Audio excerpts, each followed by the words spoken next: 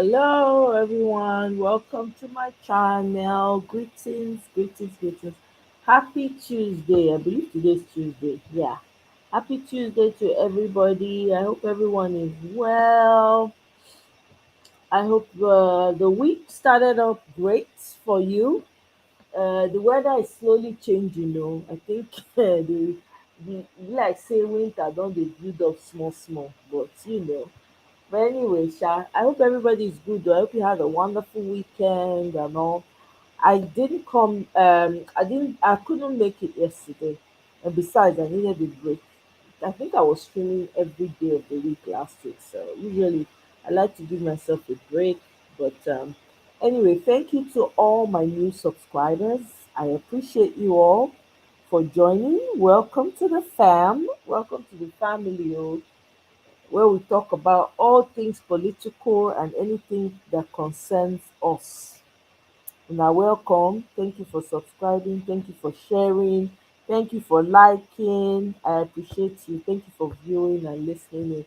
To my returning subscribers, and I know say now be the real MVPs. You guys are the real MVPs. I appreciate you all. Thank you very much. So we will start with this video first.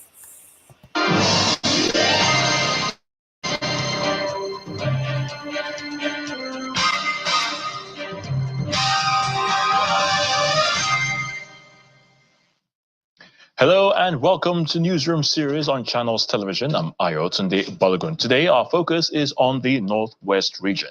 But before that, let's serve you with the news headlines or the top stories for the day. Residents in Pape, Abuja have expressed concerns over earth tremors felt in the area for 3 days.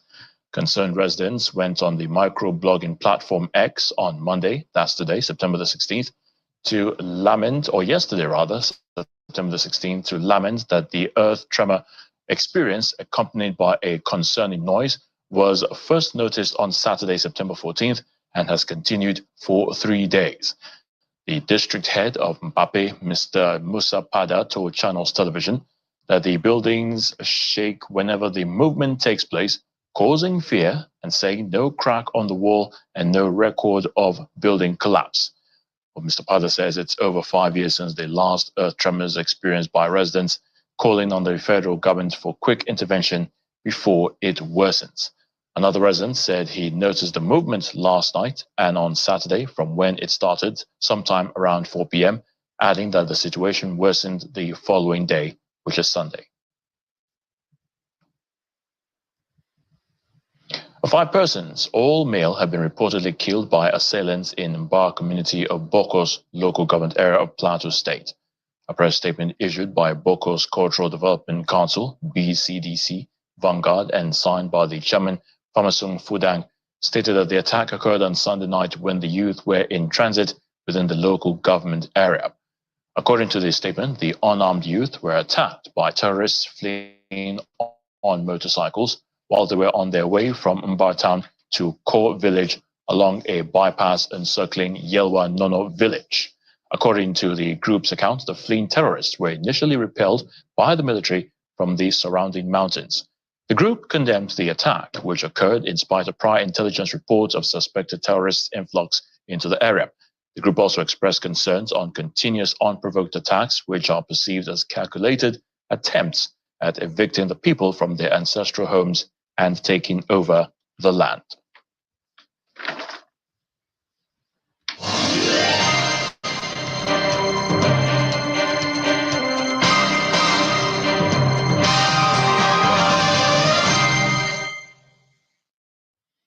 At least 3 people have been reported killed and many others kidnapped by bandits who attacked 2 churches at Bakim Pamaro community in Kajuru local government area of Kaduna State. Eyewitnesses said that the incident occurred on Sunday morning when the bandits, in their large numbers, invaded the Ekwa and Catholic churches in the area during a service. A former chairman of Kajuru local government area, Kafra Kaino, said the bandits took away 30 people, including a pastor, Bernard Kejera, from the Ekwa Church. Confirming the incident to Channels Television, the spokesman of the Kaduna State Police Command, Mansir Hassan, said 3 persons were killed by the bandits, while he said that the exact number of those abducted were yet to be ascertained. He, however, explained that the police, in collaboration with other sister agencies, have already launched a manhunt of the bandits with a view to arresting them and rescuing the abducted individuals safe and alive.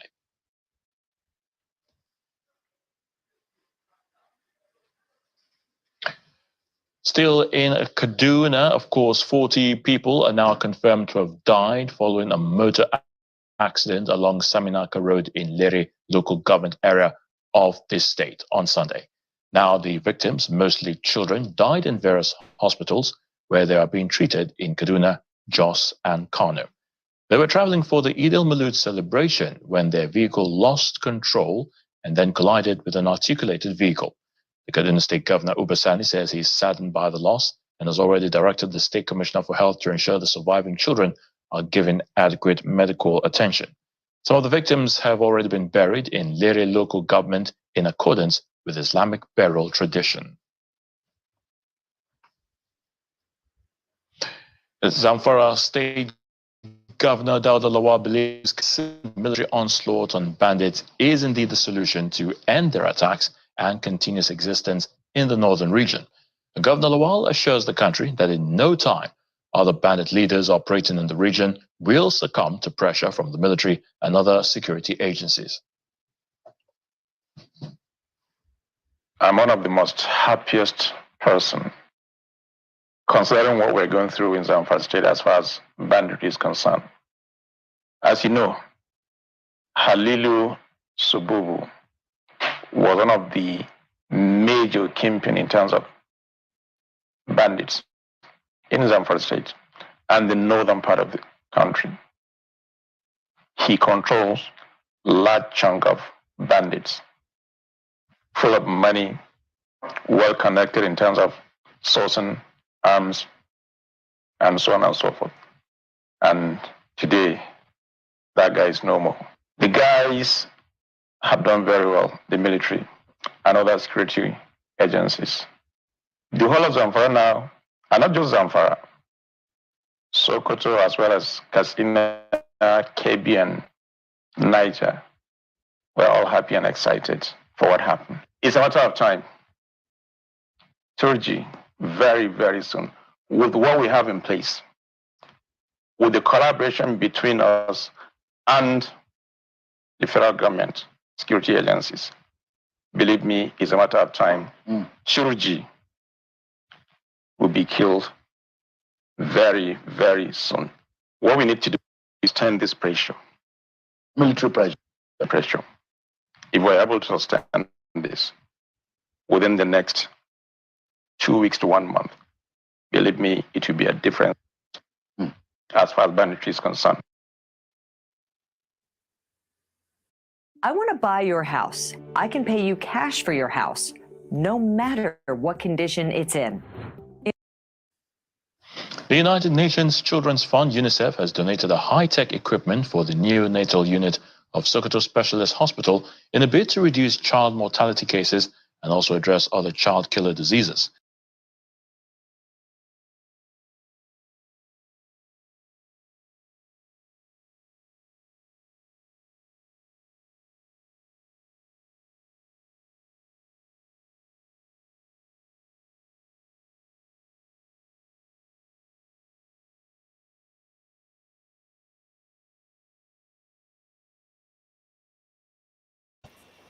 Welcome, oh everybody, welcome, everybody, enter.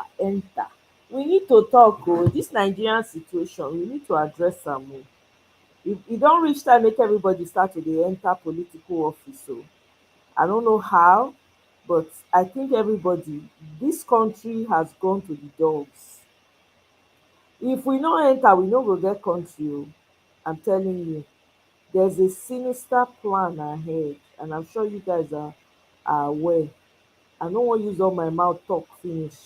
Na hear wetin dey happen to David Hundeyin. David Hundeyin now, dem don dey shadow ban im con ten t for Twitter.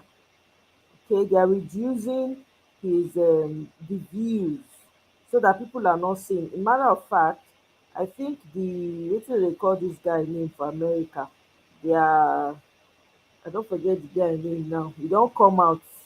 He don't ban the African streaming platform. They claim say that they use them as the Russians, they use them as propaganda. So they ban that platform.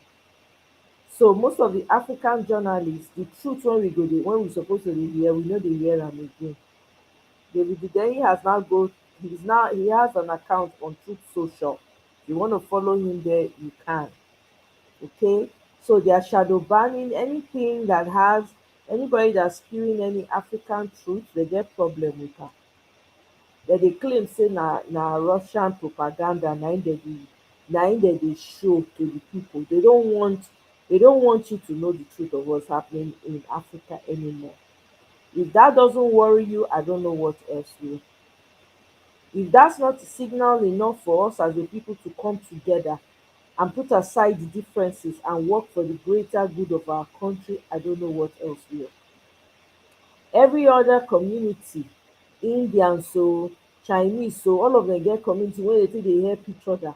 We dey here, we go dey crowd fund for kidnappers, crowd fund for irrelevant things.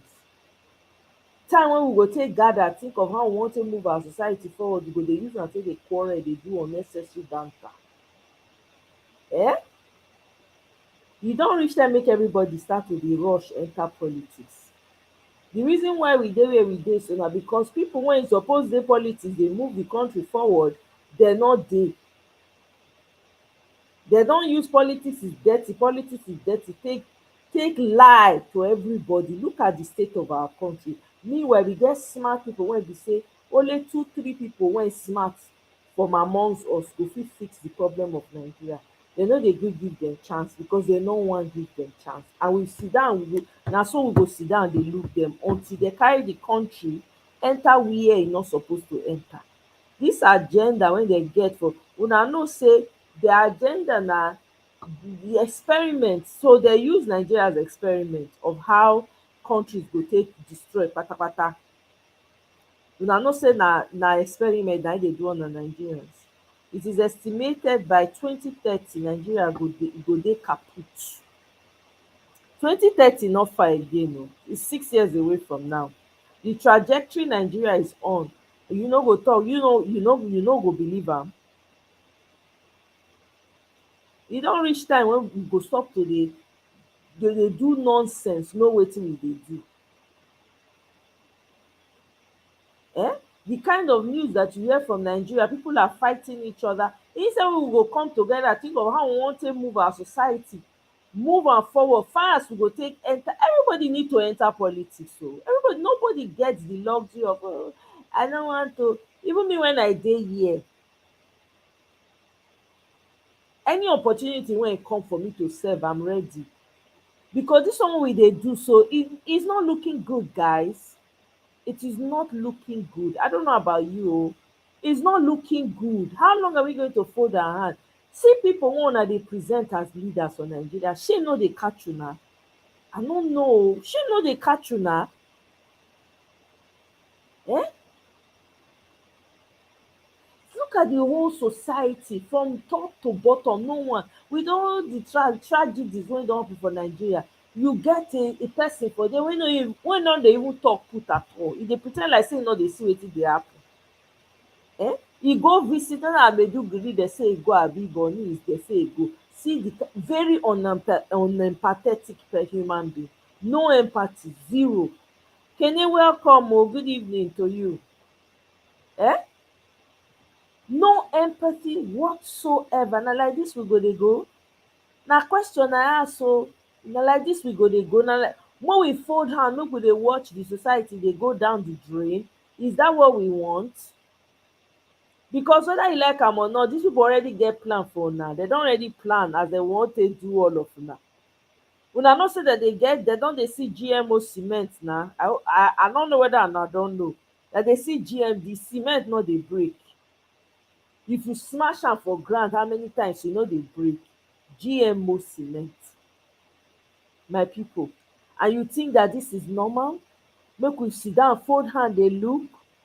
Your young ones dey run comot for Nigeria as if na prison dem dey run out from. Hey God abeg.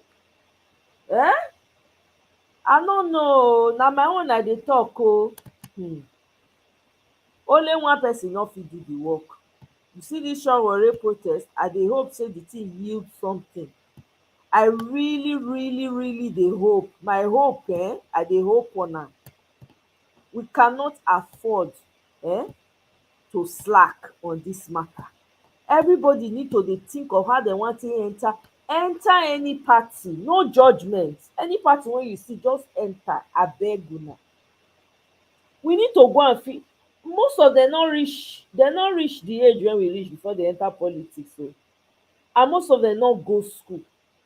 I'm not saying that people wey go school smart pass, because hey, everybody can attest, na professors even worse pass for Nigeria.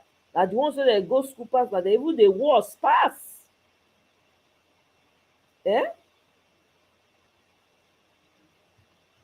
So I no know my people. I don't know. Na wetin dey my mind I say make I come talk this evening o. Because if we are not careful, there will be no country o. There will be no country left. I just say make I tell una. I just say make I tell una. People, they don announce again say the dam, another dam, I no know which dam, I think na the one wey dey Cameroon side. Instead wey government go fix wetin dey wrong, dem dey announce to the people for the area say make dem prepare themselves, say the dam go soon open. Oh God, who do Nigerians dis thing?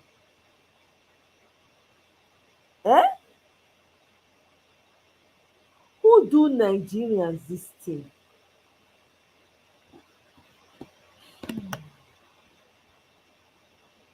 So back when I was in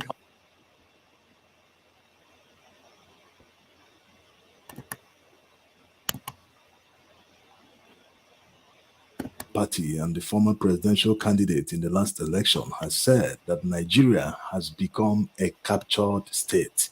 Speaking on his verified X handle, he said, quote, "As we join the global community to commemorate International Democracy Day today, we remind ourselves as a nation of the need to uphold the tenets of democracy.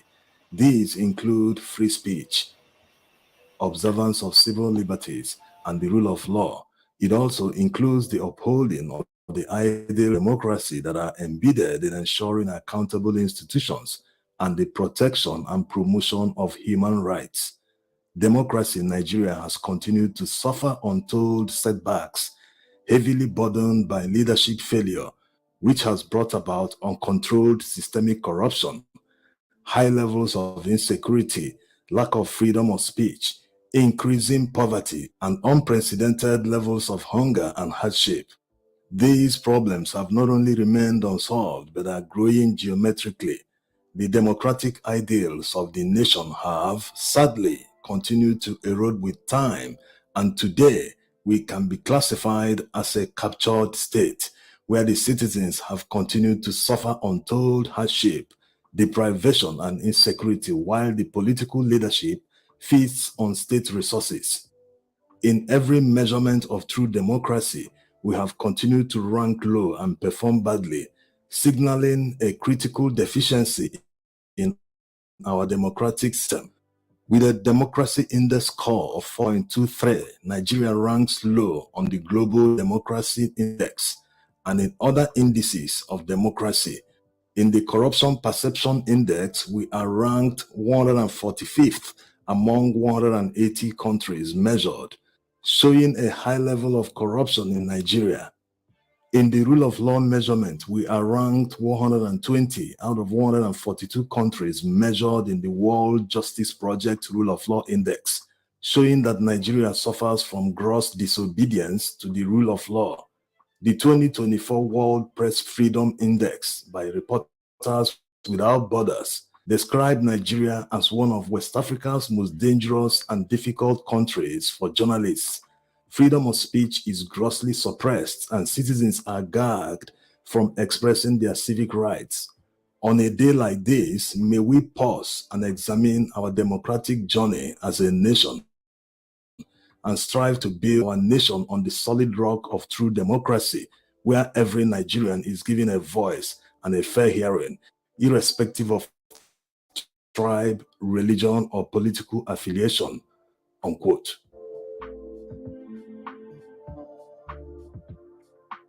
This is well articulated by Peter Obi as usual. Summarizing the speech wouldn't have done justice to it because he backed everything with data. Are we going to talk about the judiciary, people that have lost their pride? Back in the day, justices of the Supreme Court, of the Appeal Court, even High Court judges were proud of their profession. Most judges from that generation would have found it very insulting that a president or any other superior officer wants to order him around and tell him how to decide on any matter before him. When the Constitution guarantees that a judge is independent, they belong to an independent arm of government. So no one has the right to tell him how to decide on any matter, even if the person is offering money. That was the level of pride they had at the time. But today, all that pride is gone. Judges now bribe their way to be appointed to different courts in Nigeria. So when they subject themselves to that level, that means the appointing officers now have powers over them. They can order them around, they can just drop peanuts, and they do whatever they want. That is practically why the Nigerian society has collapsed. Yes. You can be harassed by the police, the army, and run to anywhere to get justice. That's why they harass people and get away with anything. They become lawless. Even if you end up going to that court, how are you sure that the judge will not deliver judgment in favor of your oppressors, despite the fact that you have all the evidence that you were harassed by these people? So this is why there is no more confidence in the judiciary arm of government in Nigeria. And once that confidence is gone, you've practically lost everything, because even investors will not come.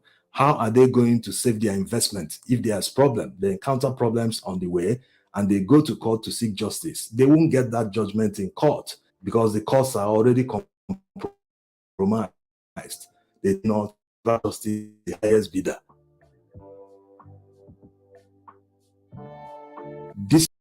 Did you know that you can create your own endless water supply using nothing but the air around you? It's true, and This is also why corruption is endemic in Nigeria, like Peter Obi said in the statement. Many corrupt politicians know that they have the courts in their pocket. So while they loot money, they always keep the ones they will use to settle the judges. It's called settlement. They will just offer them bribes and they will deliver judgment to their favor. And some of these judges are shameless. They don't even care how ridiculous their statements, the judgment they delivered in favor of criminals. Imagine a judge accepted that a governor who is sitting today forged an NYSC discharge certificate. But the reason for not disqualifying him from the election is because he said that the NYSC certificate is not a requirement to contest for governor. How ridiculously shameless can a judge be? Imagine that. When the law says that anyone vying for political office that submits a forged document stands disqualified, the judge still found a loophole based on technicality and allowed the man to get away with forgery. So the lawlessness and impunity that goes on in Nigeria today can be traced back to the justice system. They don't allow corrupt people to be held accountable. The highest motivation a criminal needs is the fact that he knows he is going to get away with the crime. Even if he's caught by the police, there's a very high chance that the justice system will free him because of corruption of judges. So imagine when he knows that he will be freed, so he can commit any sort of crime, he knows nothing will happen to him. Reverse the situation, assuming criminals are aware that they will never get away with any crime. That will make many people to think twice before committing a crime. This is exactly why politicians today, they steal money with impunity. They will even brag to your face, you can't do anything. And you cannot do anything, truly, even if you have evidence. In fact, in most cases, they will arrest the whistleblower and allow the criminal to get away. One journalist revealed that a pure water factory in Sokoto was producing pure water without NAFDAC registration. And do you know what the government did? They arrested the journalist after he was assaulted by the company staff. No one knows the true situation today, whether he's still in detention or he has been charged. The story goes on and on. Many journalists are constantly harassed and invited for doing nothing, for just revealing corruption. So imagine if the judges are doing their jobs the way they are supposed to do.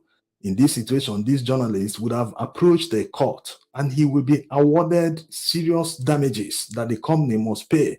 Not only that, NAFDAC will be forced to fine the company. In fact, they might be closed down because they are operating without a license. And if the justice system consistently enforces the rights of Nigerians, the law enforcement agents will be forced to stop their impunity because the government can't continue to pay penalties and damages to individuals who they abuse their rights. In fact, in many cases, they will be forced to sack such individuals. That will mean that law enforcement agents will stop abusing the rights of Nigerians. So you see how important the justice system is. And if we look back about a year ago, you can see that all the hardship and suffering Nigerians are facing today can be traced back to the justice system. Yes, they enabled all these failed politicians. These failed politicians have now imposed failed policies on Nigerians, and as a result, everyone is suffering. Thanks for watching.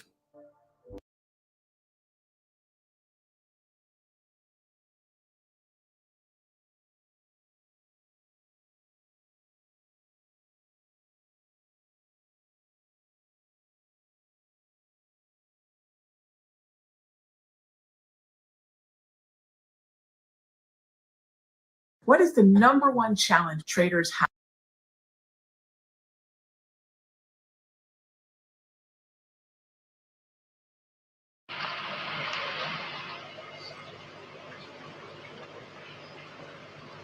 Distinguished ladies and gentlemen, my normal day usually starts at 2 o'clock.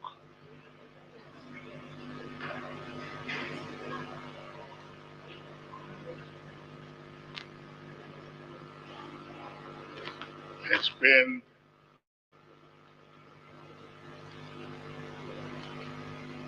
the first half of the morning in bed.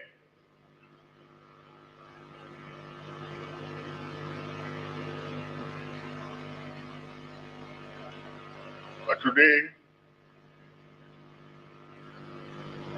I found myself in Abuja this morning in order to be here for this ceremony.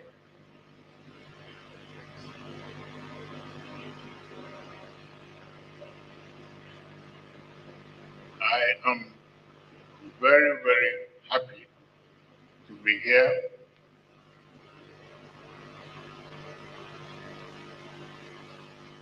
To meet for the first time quite a number of army officers who came after me when I retired. Some of them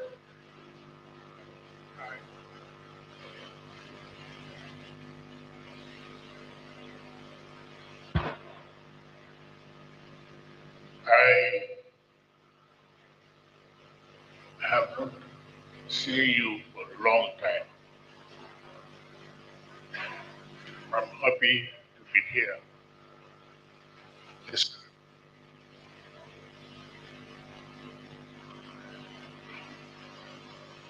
Which also gives me the opportunity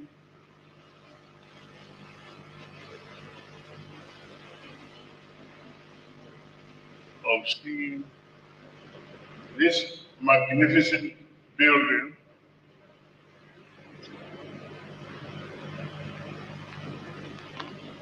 that you all have constructed for the armed forces officers and men.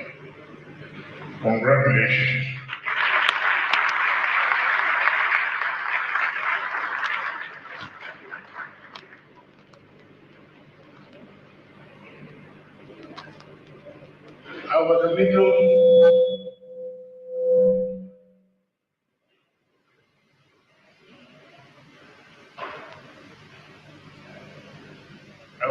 little nervous about the success of this book launch.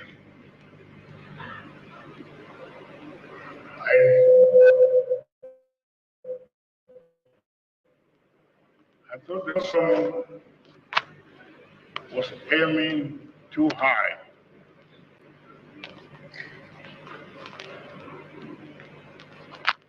Expecting so many of his colleagues to attend this ceremony.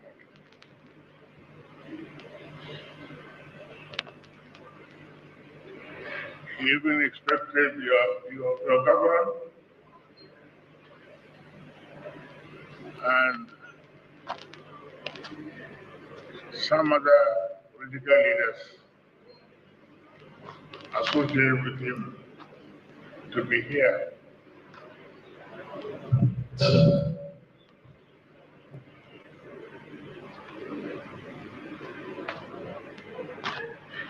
I'm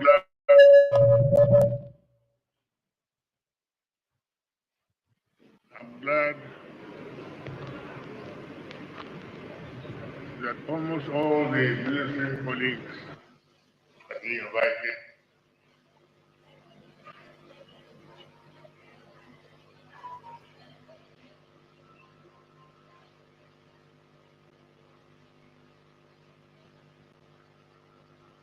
the home represented by you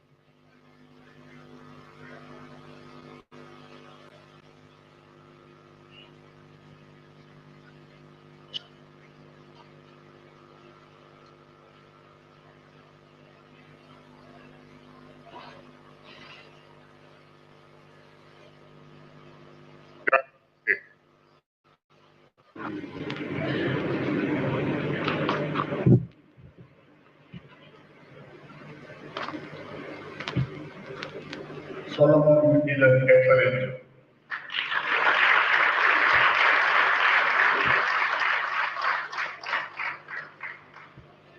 The documentary was professional.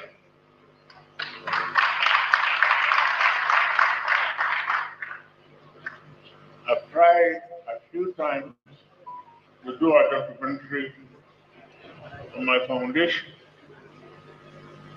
but I scuttled all of them because there was no script written to have a continuous story, as you have done in your own case. I've learned something from you today.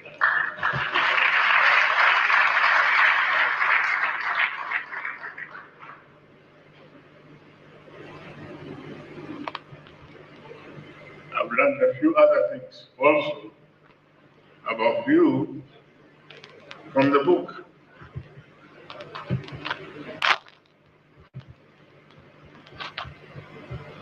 And I'm very happy that it's still with me. So I'll continue to learn from you. Thank you very much, Lord.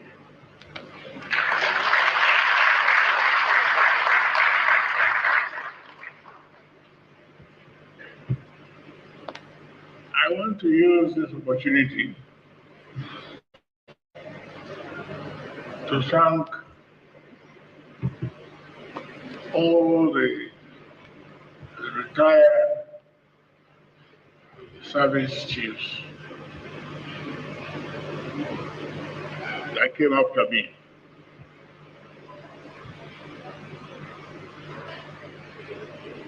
For one very good thing you have done for us, which I think you all are benefiting from.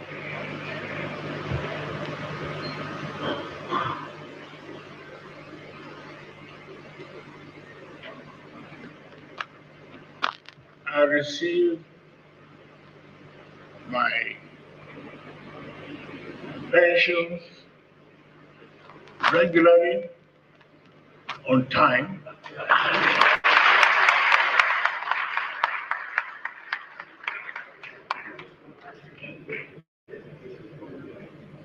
believe me, if you know how much civil servants struggle to get their pensions paid,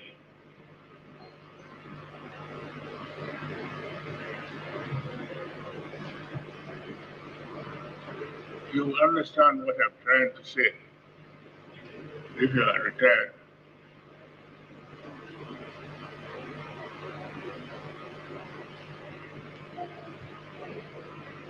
A very good friend of mine, who is now dead,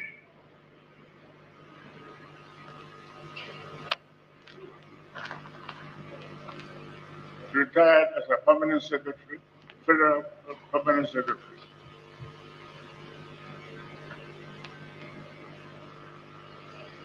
Several years after he retired, he wasn't collecting his pension. And when I was made the Minister of Defense, he drew my attention to that problem, his problem. I went into it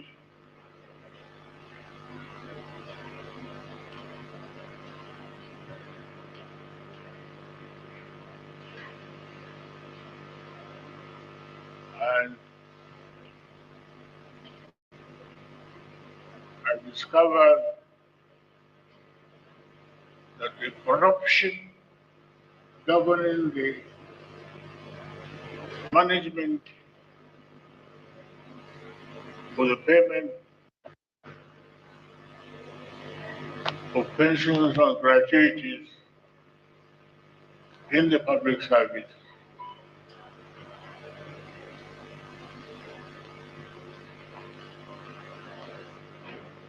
is something that even I, as a minister, could not. So with all the trillion wey dem dey allocate, trillion, billion, trillion, billion, dem no fit buy microphone wey dem dey pin for people cloth. Dem no fit buy the one wey dem go pin for cloth so that dem no go see this man wey hold this microphone now. How e wan take hold am steady? This man talk for how many minutes? 17 minutes. I sure say by now im hand go don dey pain am. Well, they say na Danjuma o, so you get something to say about this military. So we go lis ten to am. The man don old, so e no dey talk like una youngest, una dey rush talk. So let's continue. E remain small, e go soon finish. Fix. I reported the matter to the then president. He waded into it.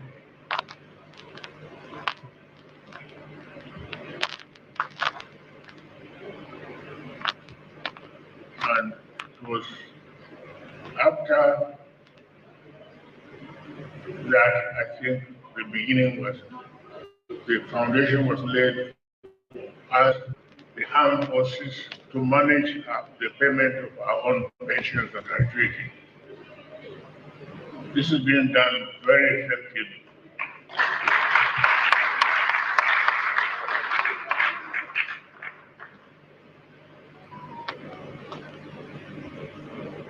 Also, things have changed in our country to the extent that now, for our own personal security,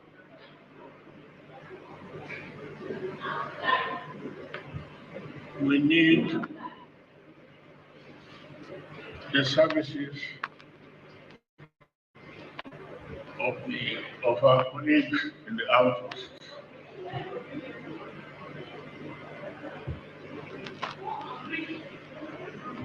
The army has been very, very kind to some of us, to me in particular, in ensuring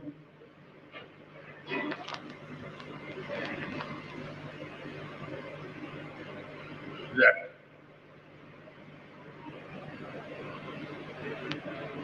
I have security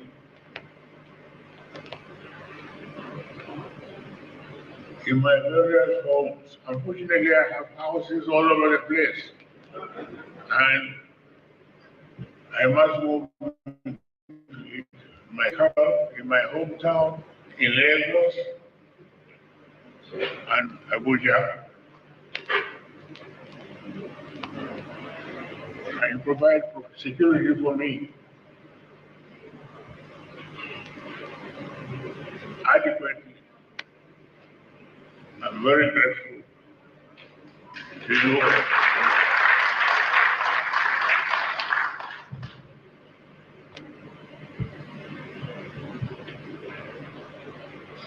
So very well done.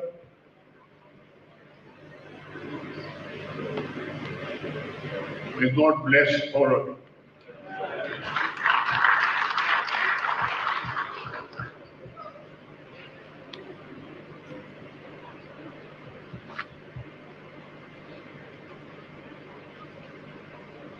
Now, our number one problem today is security.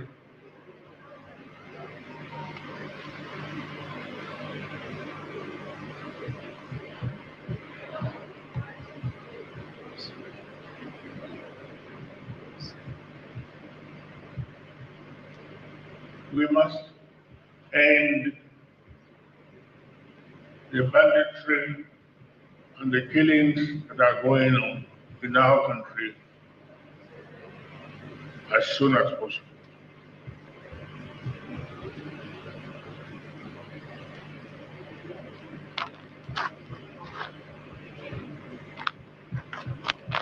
The responsibility are on your shoulders. Those of you who are still serving. No excuses. Absolutely no excuses.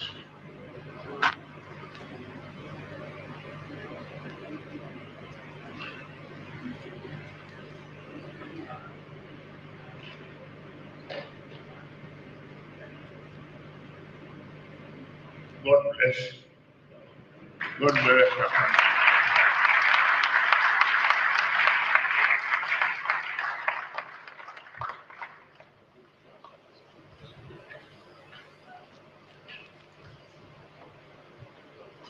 Another round of applause.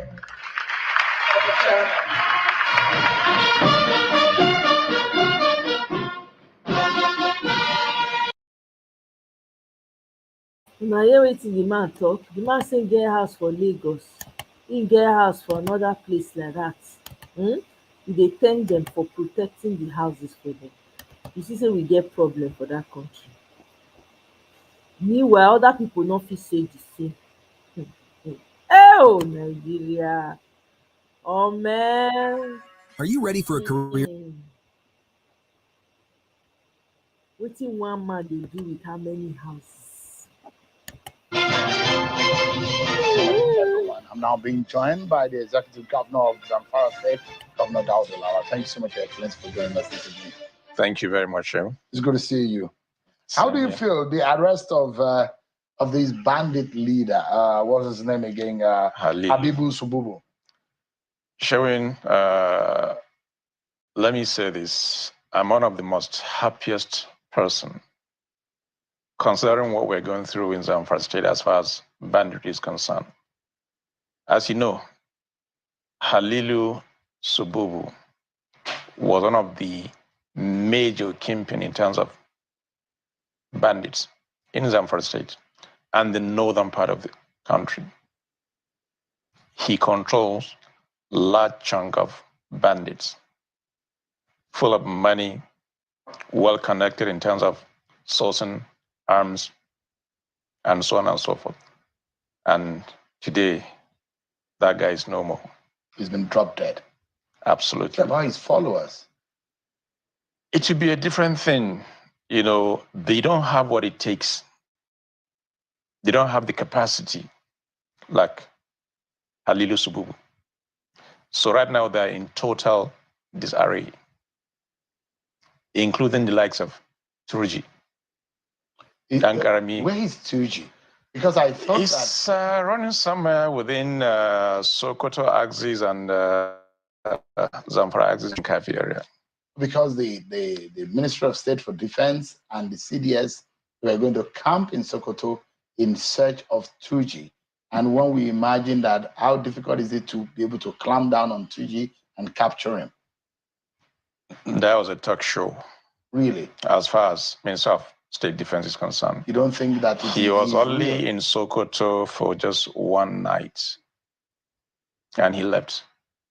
The last I heard of him was in Kano distributing rice.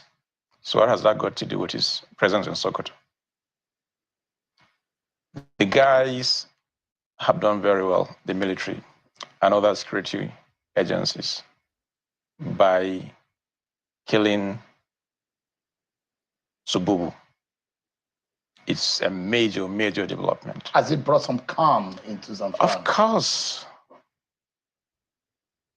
The whole of Zamfara now, and not just Zamfara, Sokoto as well as Katsina, Kebbi, and Niger, we're all happy and excited for what happened.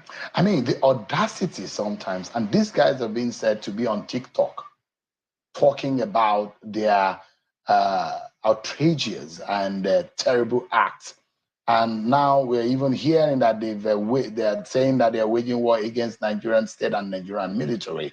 And someone like Sheikh Gumi is saying that he's worried, and the reports linked to Sheikh Gumi as the fact that he's worried as to the narrative about these bandits, whether or not they are taking up some religious fundamentalism into what they are doing, which is an extreme of what we saw in Boko Haram. Are you worried about that kind of narrative? Sharon, I think in this kind of war, propaganda will always play a role. And that is exactly what the likes of Turji are doing. I still maintain my stand. Our forces have the capacity to neutralize these guys. You know, initially I spoke about political will, and it is now really they're showing the political will, and it's working. My prayer is it should be sustained. By the time they do that, believe me, as I always say, banditry will be a matter of history in northern Nigeria and Nigeria as a whole. Is your government having any interface with some of these bandit leaders? No. My stand has always been I will not negotiate with the bandits. That has always been my stand. So you don't have any interface. Past government have tried to have a handshake, and we've seen also in Katsina, the former Speaker of the House and the former governor in Katsina, they had some interface which they thought that it might be good. And there are those religious leaders within the northeast and the northwest region of the country who thought that, look, the carrot approach might work better than the stick approach in getting them to lay down their arms and walk away.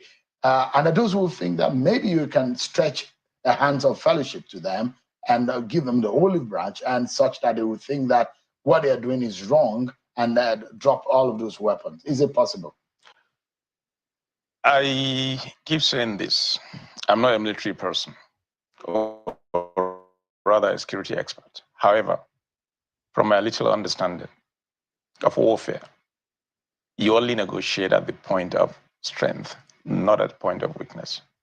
There's nothing wrong in negotiating with these guys so long as they're ready, they're committed, holistic. And when they know, if they don't, there'll be consequences.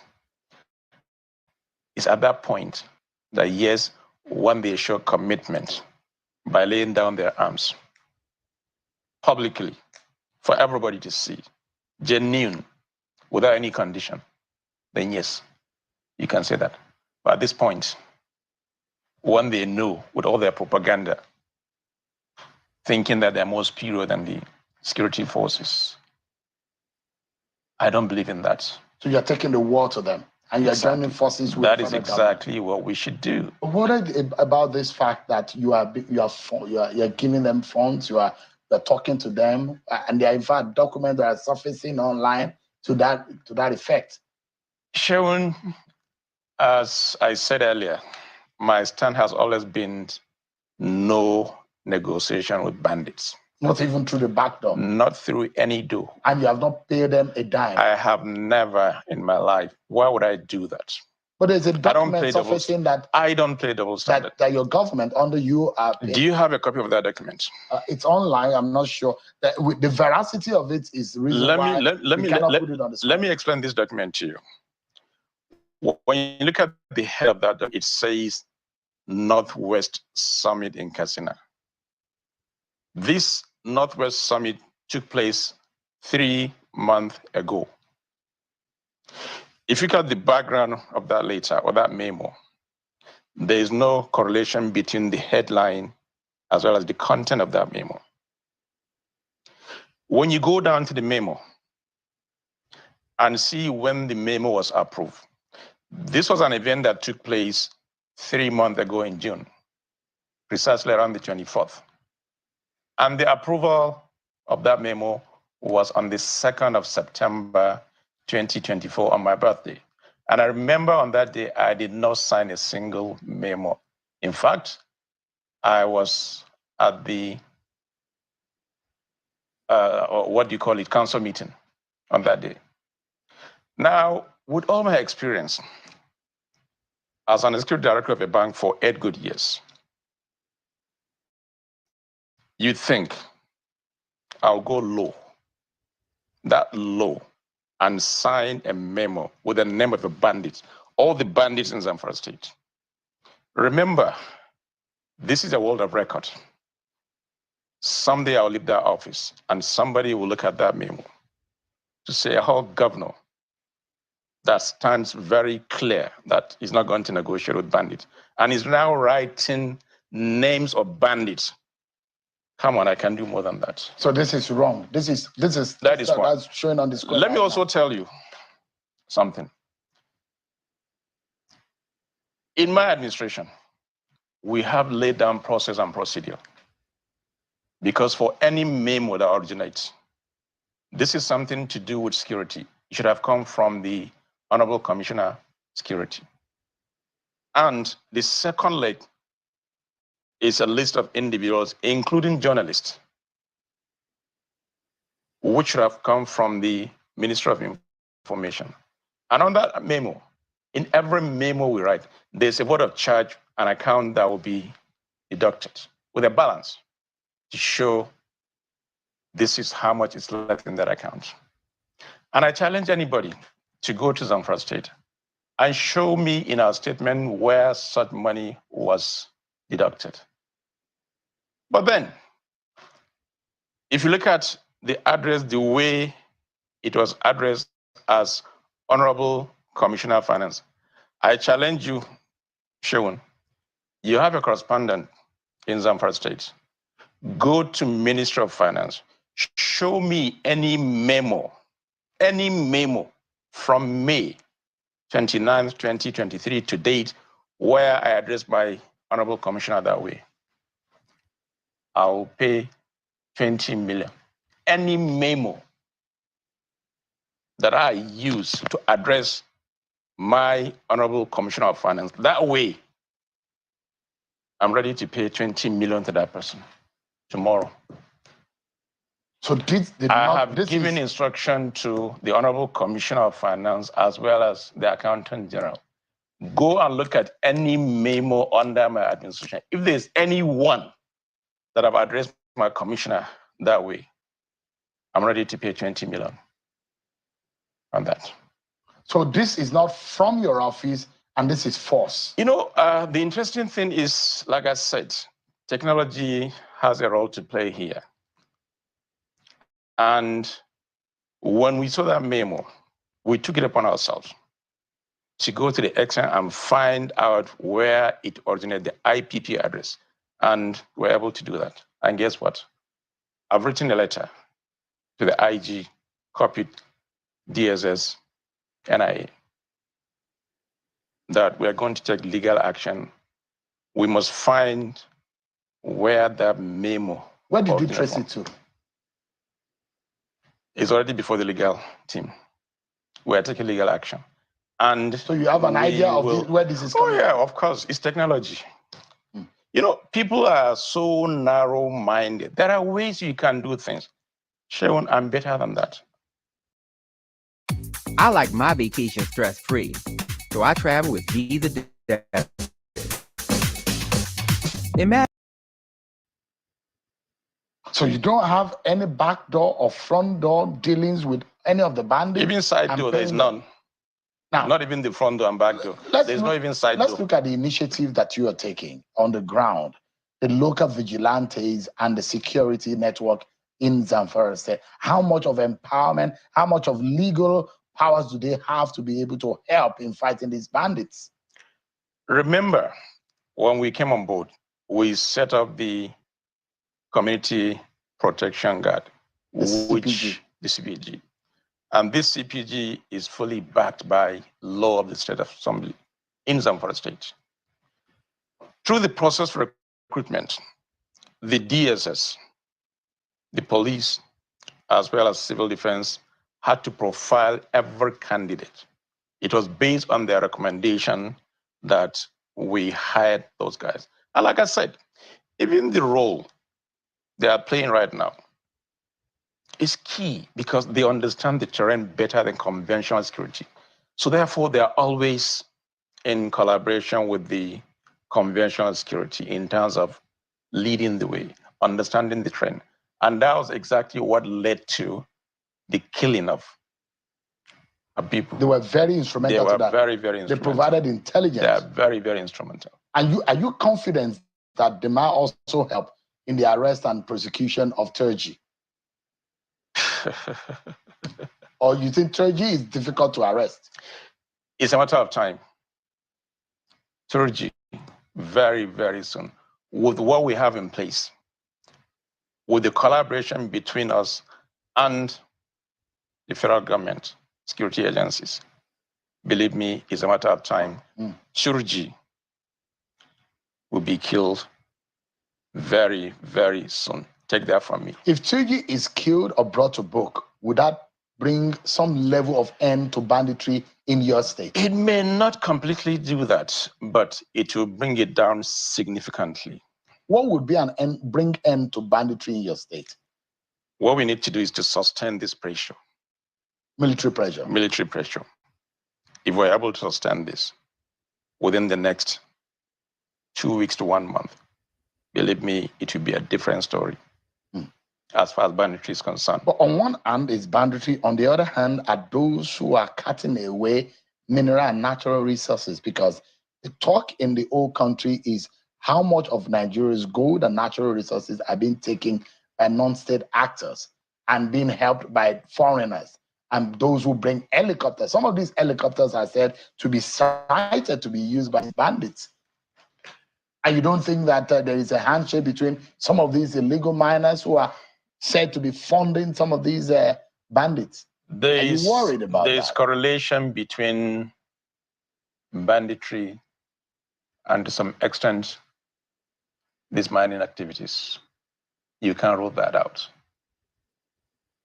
And what we're saying right now is let's have a proper way of coordinating the entire mining sector, where there will be a proper collaboration between federal government, because money is on an exclusive list.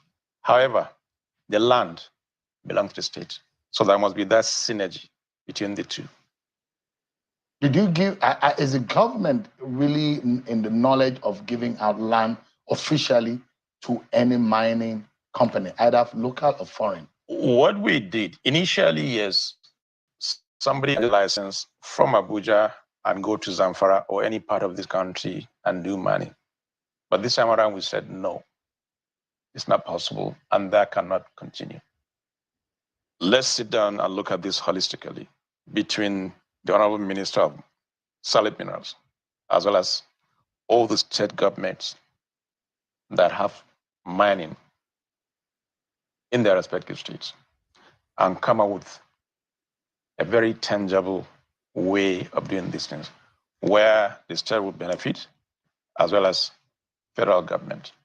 That way, we will have absolute control of these illegal mining activities. Do you have a list of the miners in the state, official miners in your state? It is difficult because you're just there as a governor. As a host, but not the one that is authorizing them. Exactly. It doesn't make sense. So none of the monies being gotten from the mineral is coming to your state? There's a time I asked the Honorable Minister, can you tell me how much you're generating from all these mining activities as federal government? I want to buy your house. I can pay you cash for your house, no matter what condition it's in. And he couldn't answer the question. I wish he did. Then I would have asked for my own share of that resources. So that means something fundamental is wrong. Would you, for example, those governors who have said, look, for now, my state is not no-go area for this kind of activity because of security situation. I'm one of those. Has it come to that point to say, shut down mining activities for now? I am one of those. In fact, I've signed an executive order banning mining activities in Zamfara. For how long? Well, it's been on for now, until we're able to put things that will be beneficial to all of us. Governor Lawal, let me ask you quickly about your predecessor, former Governor Matawale, and the EFCC issue. Those who think that this might be personal. Is it personal? Shaun, there is nothing personal between Dauda or Zamfara State Governor with Matawale. Remember, EFCC made pronouncement times around May 24th or thereabouts of 2023. I wasn't in comment at that time that they are alleging him to have stolen 70 billion. That was even before I took over. Now, by the time I took over, I realized that 70 billion is a child's play. Really? Absolutely. What did you find out?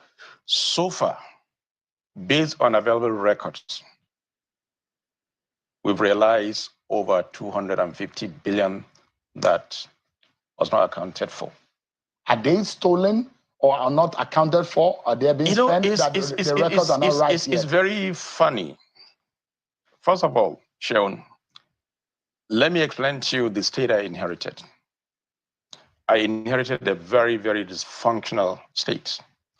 When I took over, there was no 4 million naira in Zamfara State government account. It was emptied. It was empty. Backlog of salaries. For 4 months, there was no salary. For 3 years, none of the Zamfara people wrote either WAEC or NECO. I had to settle 1.3 billion naira for NECO. I had to settle 1.6 billion naira for WAEC. For Zamfara student backlog. So what were those students who were due for graduation? What happened to them? There was nothing. It was after we settled those fees, now they're able some to get even their certificate. So education was moribund. The health sector. The statistics are there. Yeah, I was reading now the health sector. The doctors that are in Zamfara is one of the poorest. Zamfara has been the letter Z in terms of education, in terms of healthcare, in terms of infrastructure. Shaun, apart from the backlog of salaries, KEDCO, that is Kaduna Electricity Distribution Company, we had to settle 1.3 billion because all the ministries and parastatals, including government house, were disconnected.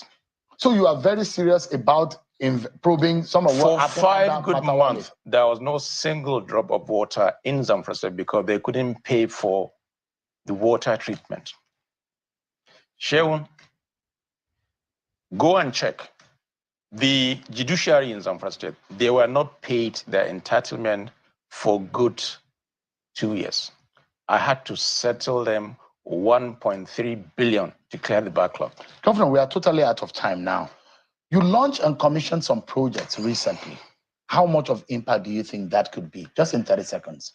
If you go to Zamfara now, you will see it's a clear, different state. I wish you had listened to the Chief of Defense Staff, one of his comments. He's schooled in Zamfara State. He's schooled in Sokoto State. But this time around, when he went to Zamfara, he couldn't understand where he was because of the new development that is coming on board. Sheun, for good, since 2011, Zamfara government did not pay gratuity and pension to the tune of 13.6 billion. Guess what? We have paid that now. We have paid more than 8 billion to pensioners. Governor, we are totally out of time. I know it's a tough one, but I wish. Hey! Oh, my people. Hey. Oh, yeah. The Bello told you when they dance around. Now they say give it time. Look at, you guys hear the billion this man said he paid. Debts that were accrued. Billion, all in billions. Billion. For 3 whole years, children not go school, they not write exam. All the adults not talk, they all quiet, everybody fold hand dey look. Oh God, why was I born in Nigeria for crying out loud? No be people dey born for Mali, Burkina Faso and Niger so when they form alliance now. See as their life just dey move forward. Their president just dey everyday new something, everyday new thing, everyday progress. Why they not born me for that side? Well, it's not too late by association. Because almost I mean, how can kids not go to school for 3 years? The adults no do it. Everybody just fold hand, they fear bandit and this. I don't understand though. If they talk about the banditry, the way they talk about am as if dem be so like hush way. People when one time they don't share videos for internet, they don't post for TikTok, they don't share money, they even they do video for they post am for X all over the place. They say they no fit. I know Nigeria matter, I no understand. See, welcome oh. Zamfara chose a good governor. Edo do the right thing. Oh, Edo do the right thing. Abi, that Edo election, I do or die. I'm telling you, they don already. I know my people.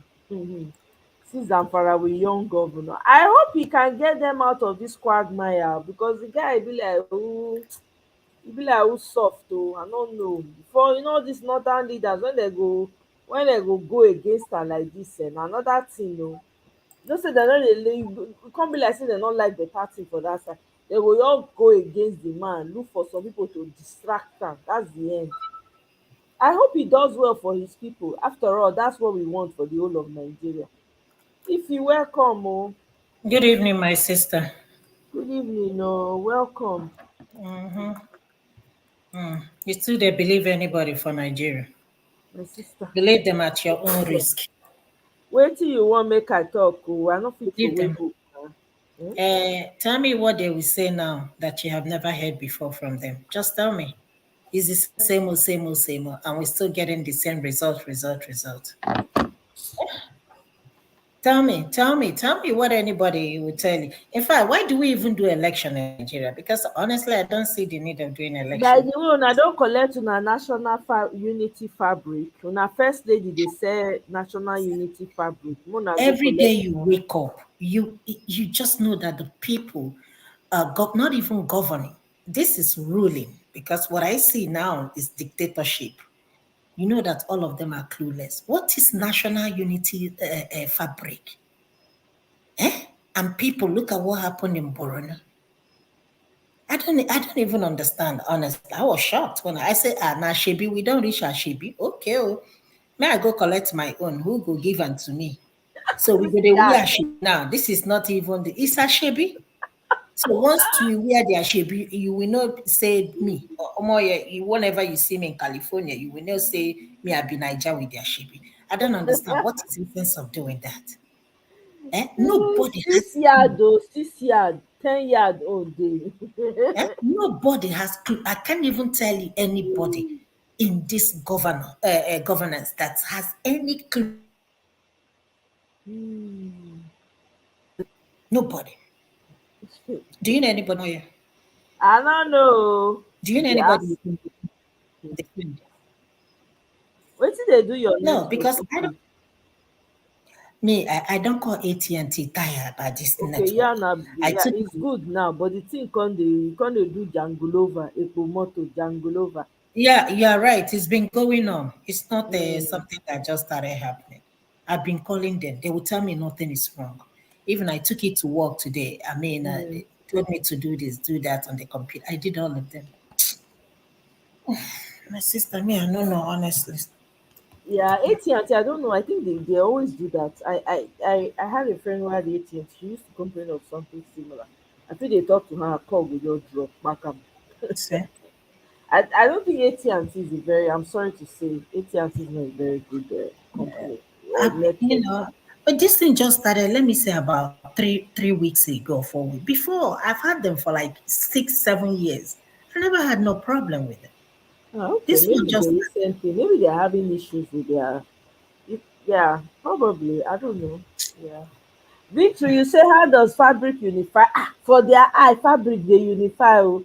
They want to ashobirize the whole nation. So if you wear the same, you wake up in the morning, your life will be better.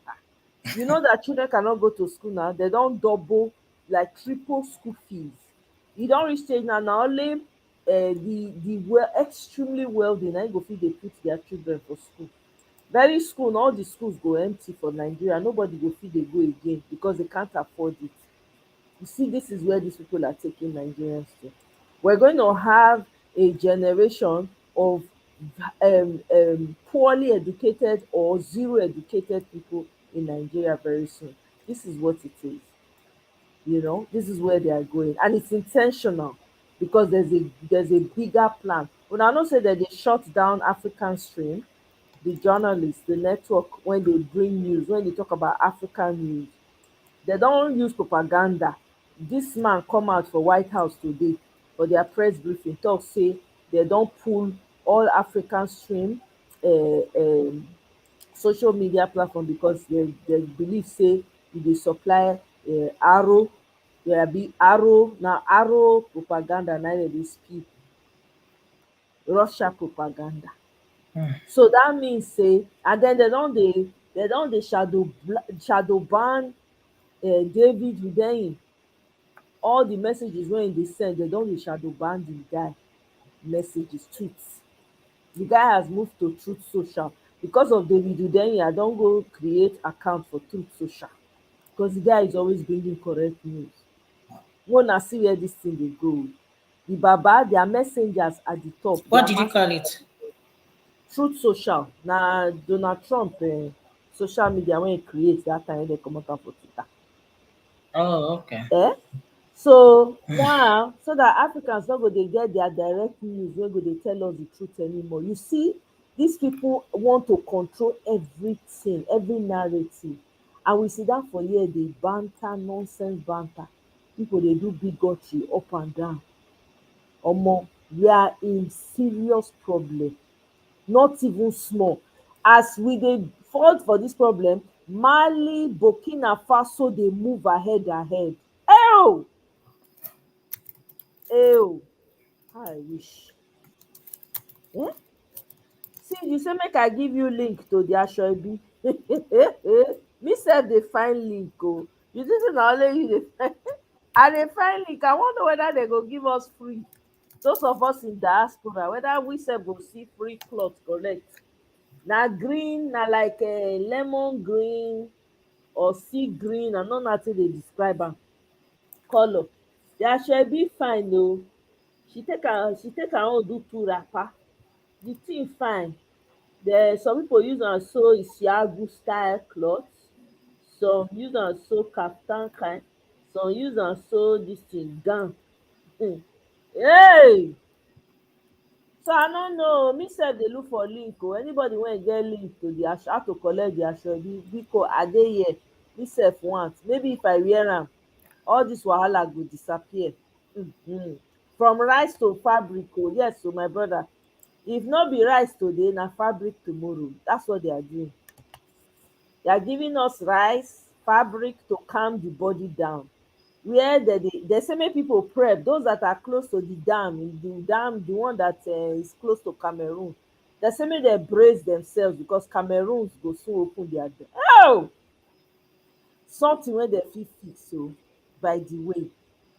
They intentionally, God. Omo, I no know whether we go survive reach 2027. People wey dey say 2027, I no know wetin una dey see o. I no know wetin una dey see. Una see say water don dey carry half of the people away. Una think say people go remain by 2027. Water is carrying your people away. You people are still thinking of 2027. Na only Sowore dey look to now. Dat October e don near finish. Make e go. I no know. Me, I dey expect something grand, something that will shake the veil. I no know. I'm just wishing upon the stars right now. You say victory, you say so we go wear fabric, then sing the new. Oh, Abamena na Abamena oh. Oh, Coco Bioko. Yo, Emi na ba say oh. We go wear fabric oh, man. Victory. And then we go come sing the new national anthem. And all the problems are solved.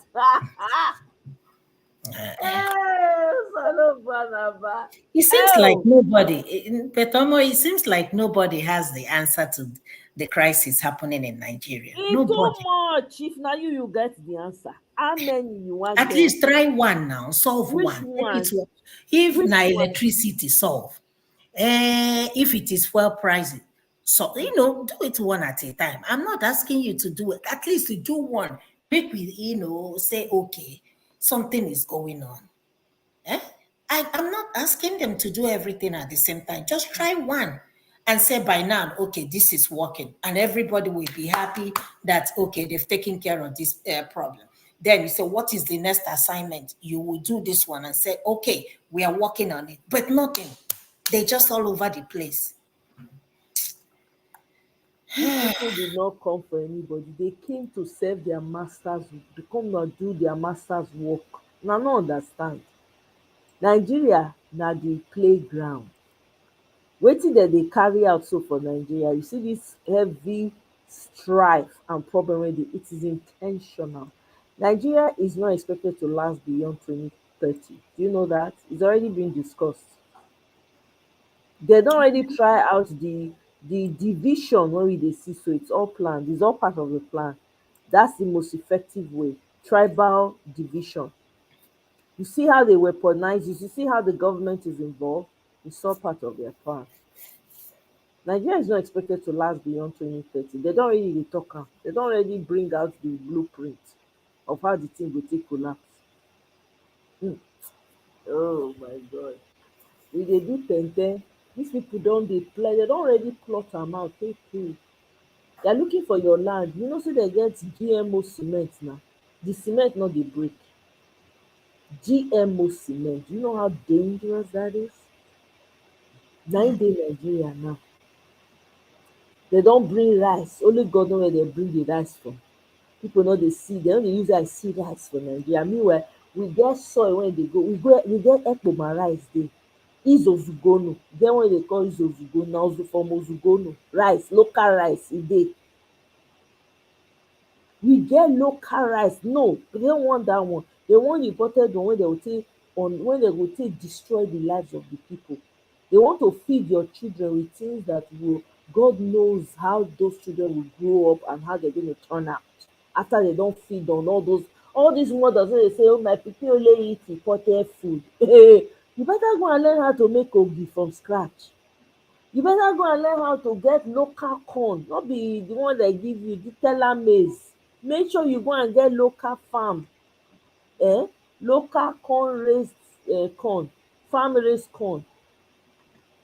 Do your ogi for your pikin, give am to eat. Buy your potatoes, if na potatoes or even yam. Babies dey eat yam. When I dey grow up, dem dey give children yam eat. Dem go mash am up, put red oil inside. If you no see, put red oil, make your own recipe, for crying out loud. Make your own soap, black soap, ose dudu, use palm oil, take am do your own freaking soap. Omo, because dis people no mean well for us as Africans. We are on a long thing oo. 2020, we cannot make it. 2027 is still far. I no know why people dey plan. Me, I'm not putting my energy in 2027 oo. 2027 is for those who we no know how many go remain by 2027. Water don carry half comot. Water don carry half of the people comot. Una see the number of houses wey go under water for Borno state abi na Maiduguri, wey e don disappear patapata. You know, dem don tell us how many people water don carry go for that side. Dem no tell us. Did they tell us where they are housing them? Are there any emergency houses where they are putting these people? No, you no dey hear. On top of that one now, dem go hear say some bandits just come pack like 500 of dem comot. Omo, na who dey around for 2027 na im go dey run think of election. Hey! Oh!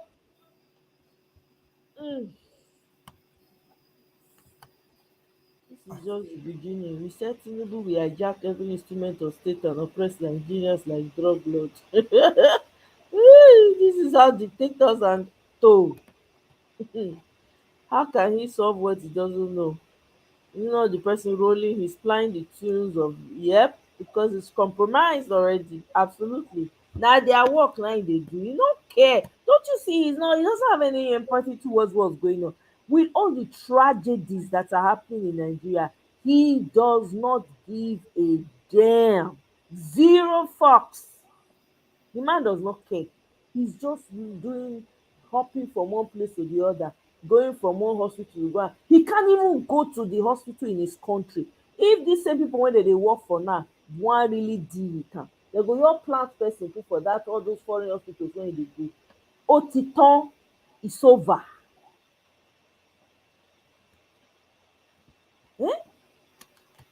No, the Nigerian criminal police, why would they? You don't already, the first two say Nigerian criminal, they are criminals. Na only criminality they fit think about, nothing else. If you comot that work for their hand now, oti law, e don finish. Now they will become the new highway robbers, because they don't know how to do anything else but to take from other people and steal. They have no ideas, no vision, nothing. He's still going to create more taxes and mortgage Nigerians' sovereign wealth to China and Europe. We have been so. I'm telling you, I'm not going to be shocked. I will not be shocked. I'm just hoping that this October protest that they are planning to host will bring about something that will, I don't know. I'm just hoping against hope right here. I'm just hoping against hope. If everybody wey get sense suppose join that October 1st, even the NLC, mumu NLC suppose join that protest. If to say we still get National Association of Students, they suppose join that whole October 1st protest or revolution wey they want to. I'm telling you, I've never seen a people so docile in my life. Everybody just dey do as if e no concern me. I dey talk to one of my relatives these days for here. E come like say na me dey live for Nigeria, na him dey live for abroad. E dey tell me say it is well. Oh, that thing just dey give me headache. He say after we don list all the problems you don list am give me, he say, well, it is well. Hey God. Oh my God.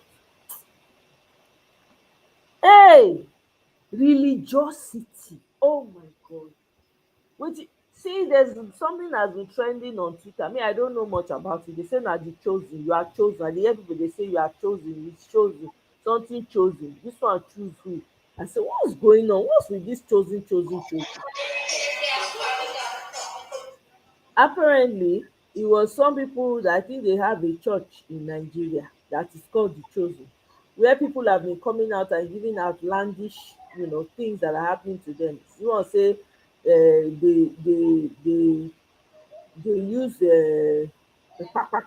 on him multiple times, up to 20 times, nothing entered. That it was the Lord of the Chosen that delivered him.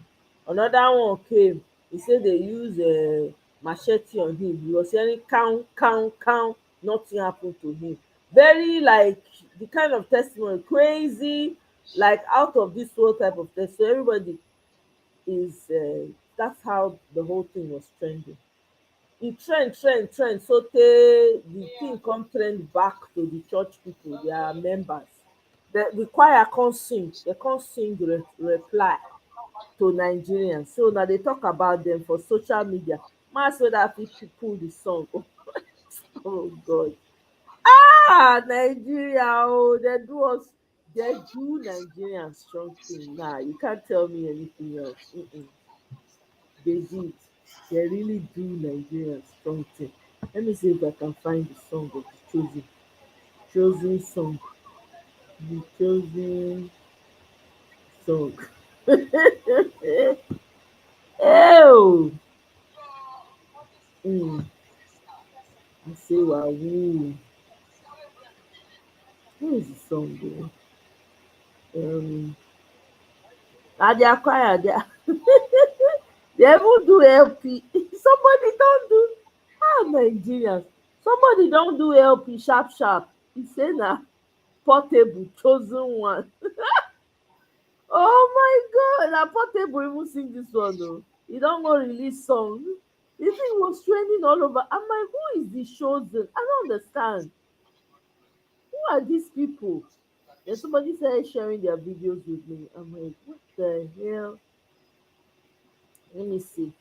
Choir song. Let me see if I can find it. Now like response so for laughing and oh God. Let me bring it for you people. When we listen to songs small corner. So when we calm down from all this chosen choir song. Hmm.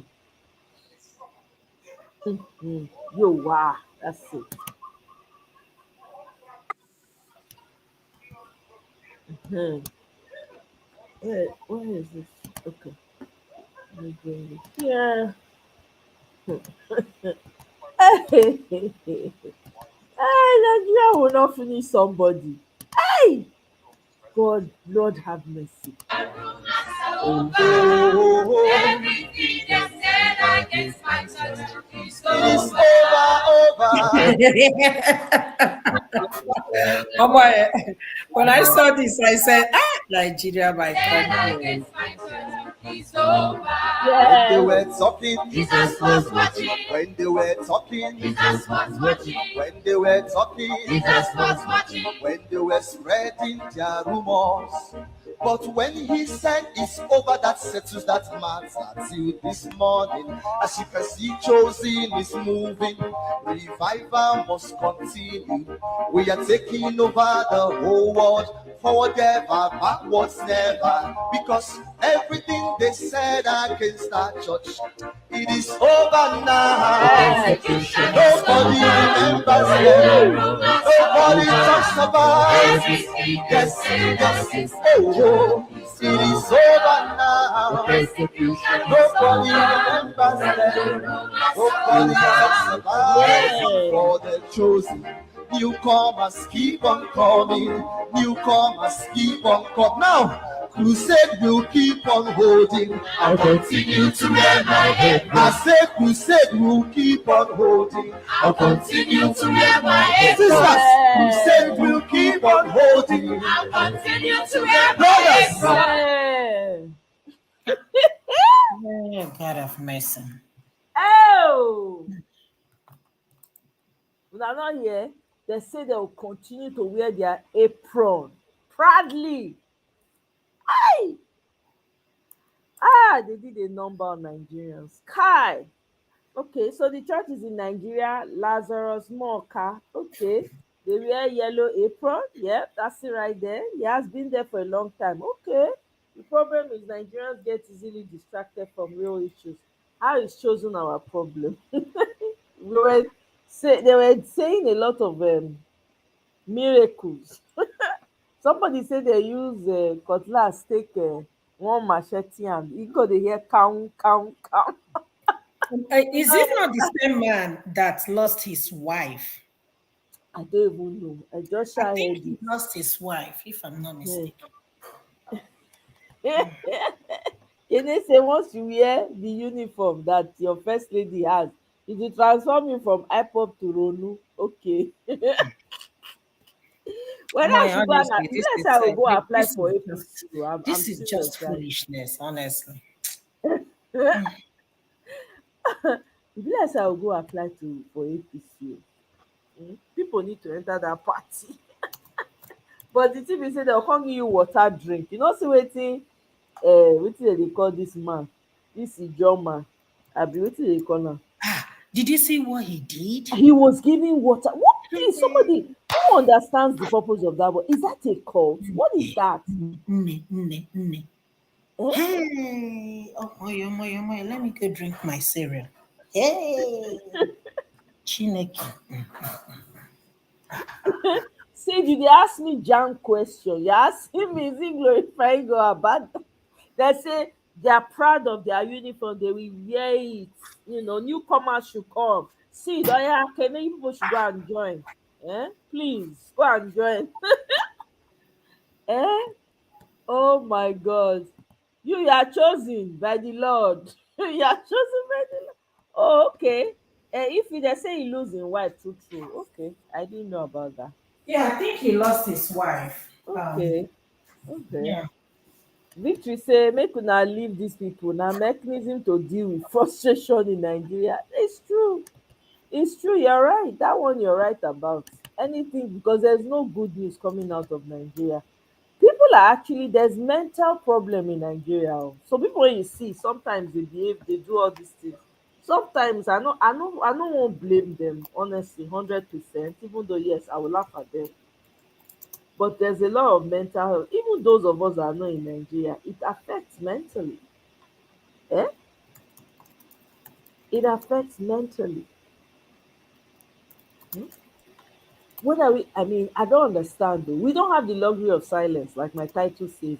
We don't. The situation of Nigeria, it needs all hands on deck. If you want to join a political party, please join. It doesn't even matter which one. It's so important, guys. I'm not even trying to be funny. I'm really being honest. We need to get our acts together. Nigeria is going down. We cannot continue like this. And we cannot continue to watch it and fold hands and look. Look at the kinds of people that are ruling intelligent people. Hey God, una no dey shame. I dey shame oh, I no lie, I dey shame. I dey shame. Look at the kind of people where you know you have solutions. You see solution, but you are being run by people that don't even have the solutions, don't have the wherewithal, has no interest. All they care about is collecting money for IMF and sharing it. Shra. Today 1 trillion, tomorrow 2 trillion, next tomorrow another one. They will go China borrow money again, share am. They go another country, go borrow money again, share am. My question is all these people dey give dem money when dem no pay, when dem no dey carry dem and their families, because they want to have access to the resources. Do you know how many foreign companies are in the West? They have Chinese companies all over the West. There are certain places that people cannot go to in the West. There are certain places that you're not allowed to go to in the West. There's an Indian person that owns a huge I forget the name of, I forget what the person does now. It's a company that has a choice property in the West somewhere. Eh? Omoye, let me tell you something. My friend here, her husband has a lot of Nigerian. You know they hear you again. Bought a house here. Meanwhile, he's not living here. Packed brand new Mercedes.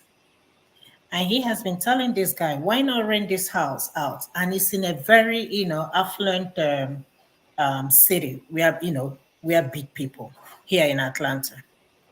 The man refused. You don't have resident permit.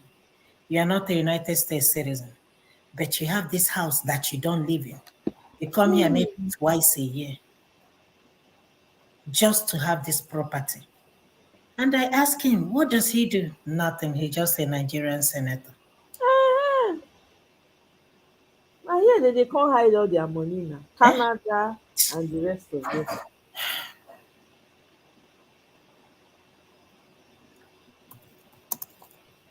That's what they do. They will hide that's what they go buy properties in Canada, buy in different parts of the world, right? And then stash money, dig hole in the ground and hide money and just pile on top of it and build houses on top of it. They're not going to ever spend that money until they leave this world. Then you come see the money. By that time, the money is worthless.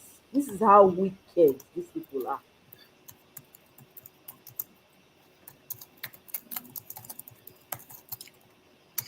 This is how wicked they are. They don't care about anybody but themselves. Here we are, stuck. We don't know which way to go. We are just here talking, talking, talking. Cho cho cho, cho cho cho. I never see Nigerians when talk business. I never see people when talk. We go talk. Oh, analyze, analysis, paralysis. Move forward now. May we do something. Mbano. We dey here. Cho cho cho. Talk for money tonight. Can we start getting involved? Can we do something? Because Nigeria is not smiling, no. How many people fit travel comot for Nigeria? How many people? How many people fit travel comot for Nigeria? The whole country go fit travel. Eh?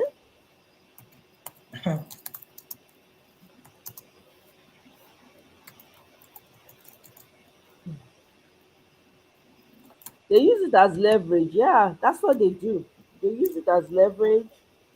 Yep, on them. Yep. So that's why they use it to keep them quiet too. Look at Desiani. Desiani is stuck in London. They're taking a house in London, which Tinubu's son has now bought. Right? They've taken over her house. I'm sure they've also seized some of her properties in Nigeria. Was she not trying to beg so that they will let her come back to Nigeria recently, not too long ago? The woman is jollofing. Meanwhile, she claims she was sick. It's such a shame what these people have turned Nigeria into. I no lie. It's such a shame. No plan for the children, no plan for the young ones, no care. When I say Nigerian parents don't care about their children, I saw a video, right, of a man proposing to the girl, and the girl was saying, no, I'm not interested. She wasn't. People were forcing this girl to accept the man's proposal. Now, the man will come marry, that woman will come marry that man now. Because my young girl, she's very young. Now, forcefully marry that man, have children. Please, how will you love those kind of children? That's why you see some of these Nigerian people when they are beating their children, you see say that they fight their enemies because they don't have love for those children. I saw there was another video, and I think I even shared it, where they took a poll, right, of Nigerian men. They now said, if your mom, if the boy, if the man mama and the wife, the fire catch the house, and the man mama and the wife dey inside house, who the man go save? 79% of the men say na their mama they go save first. 79%. Only very few percentage na say they go save their wife. Now, I'm not, make God not let us see bad thing where you that kind of situation where you have to make a choice. But this is life, anything can happen. So does that mean that those men are marrying out of obligation, like it's just a thing to do? They don't care. Because this is the reason why the society is where it is, because they don't care. They don't care about their wives. Then they would, if they don't care about their wives, they're not going to care about the children that comes out of that woman. I don't care how you slice and dice it. They won't. Because guess what? The same man can get up, go marry more, and have more children. Man can get up and start a new family, brand new family, forget about the one they had. Eh? The same way. Two, the women, you see some women, oh, hey, they just got married. Nah, it was just the thing to do, so they got married. And then you have children. They don't care about those children. Look at what's happening in our society. The fathers they want to outlive their children. They want to become wealthy no matter what. No matter, they don't care if their own grandchildren and children's children and great grandchildren don't have anything left. They just want it all for themselves now. Please tell me, are those people, is there any sign of love there? That's why our society is where it is. You see person go carry another, they will carry another person picking, go treat am like trash. There's something wrong with that picture. Now, I'm not saying that these things don't happen elsewhere, but there are structures in place to punish those acts. Nigeria doesn't have it at all. So you can abuse anyone as much as you want, and nobody's going to do a damn thing. And sometimes, now even the judge, when you go judge your case, now they do in house there anyhow, or they do the picking when they give am to take care of it, or even they treat your own children anyhow. Did we not hear a case here of one father that was he go dey do things with him daughter, when the daughter come unalive herself, beautiful girl na model sef for Instagram that time. The girl unalive herself because nobody was listening to her. The man happened to be a big pastor in Nigeria. Eh? No love, nothing. People just marry anyhow. Just see somebody, you marry, man, woman, anyone, you marry. It's time. Let's just have these babies. No love. Look at this. You don't need a soothsayer. It's right there in front of you. No love. That society tells you no love. Every day, one bad news after another, no break. Nobody is standing up. Nothing is happening. In communities where they are doing banditry every day, banditry on flick, terrorism on flick, none of the men are gathering themselves. None of the adults, men and women, are saying, you know what, enough is enough.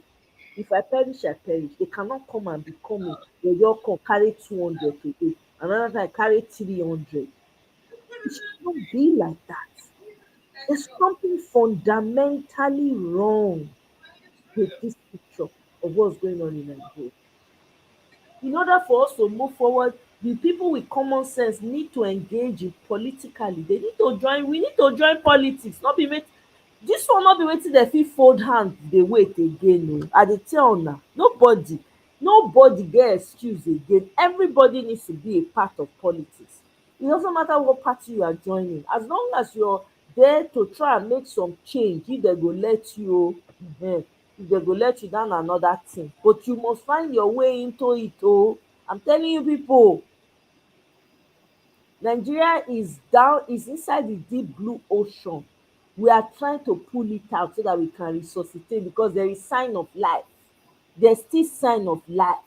That's why we're trying to pull up the ship and see how many lives dey inside, so that we can rescue.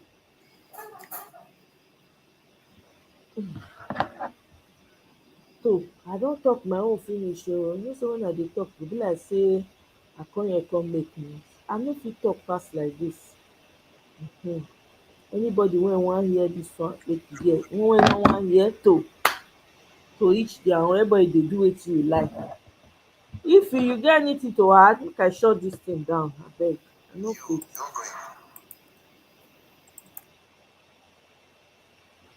I can't hear you o, Ife. Like say this your. What did you say, my sister? I say if you get anything else to add, make you add. I just shut this thing down. No, I don't have anything to say. I mean, honestly, I don't see anything happening. There is no hope. You know, people keep telling you have hope. Which hope? Every day you wake up, it's just one annoying thing or the other. Eh? You will tell yourself, okay, let me forgive them. And they will do the one that would even vex you more than the vex you have the other day. And I mean, it's nothing. By next week, Tinubu will borrow another money. It's every month or sometimes twice a month he will borrow money. And he doesn't borrow in million, billion. You know He's what I expected to borrow. That's part. Your guys don't already. You don't understand. You see, Nigerians what are are you doing number with all one. this Like money? they are loved in IMF because of the rate at which your president is borrowing money. They are You know, but loved. my thing, look at Babangida today.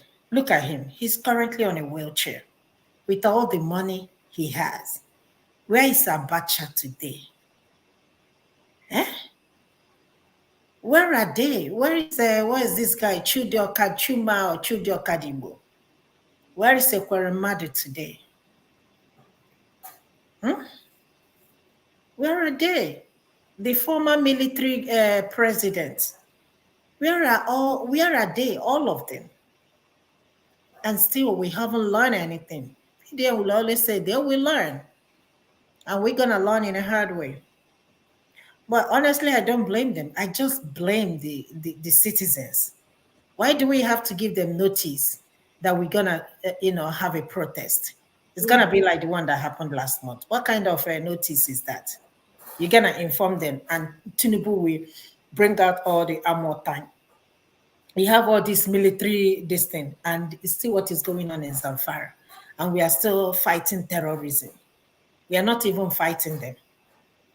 Eh? I didn't know, like I said, that we have all these military trucks. Until last month, I say, sure. So we have them. And we're still talking about terrorism in Nigeria. Voila, they. So they are part of the problem anyway. My sister, I don't have anything to say. The only thing I'm just hoping, I hate to say this, but I have to. If I get opportunity to bring my siblings here, I'm sorry, because there is no hope. There is no hope. I don't have any hope. Do you? Do you have hope? Because I don't. I don't see any future. I said I don't see 2027. I don't know how people are seeing it. Me, I'm not Which seeing kind it. of renewed hope? Which kind of hope, my sister? My sister, which kind of renewed hope now? Yes, it said I renewed hope now. Not be Which waiting kind to of hope? promise. You don't collect your own ashebi. Make we do ashebi. And after wearing the cloth, the problem of Nigeria will automatically disappear. Yeah? I don't know. Honestly, I don't understand. These people, the worst and the most clue. I thought Buhari would be the worst president, but it's looking like he's gonna be the best president too. The way things are going, we already started missing Buhari, and he said that. Do we ever think that we will say that? But look at us. We're already missing Buhari already. Price of gas or fuel will be 1,000 something. The question, who is going to pay for it? The consumers. How? Increasing the price of goods. By the time you carry the fuel from Lagos to Onitsha, the price will be 1,000 plus. And somebody that will transport, the driver that will transport yam from the north or rice from anywhere to anywhere, we include the cost of the fuel.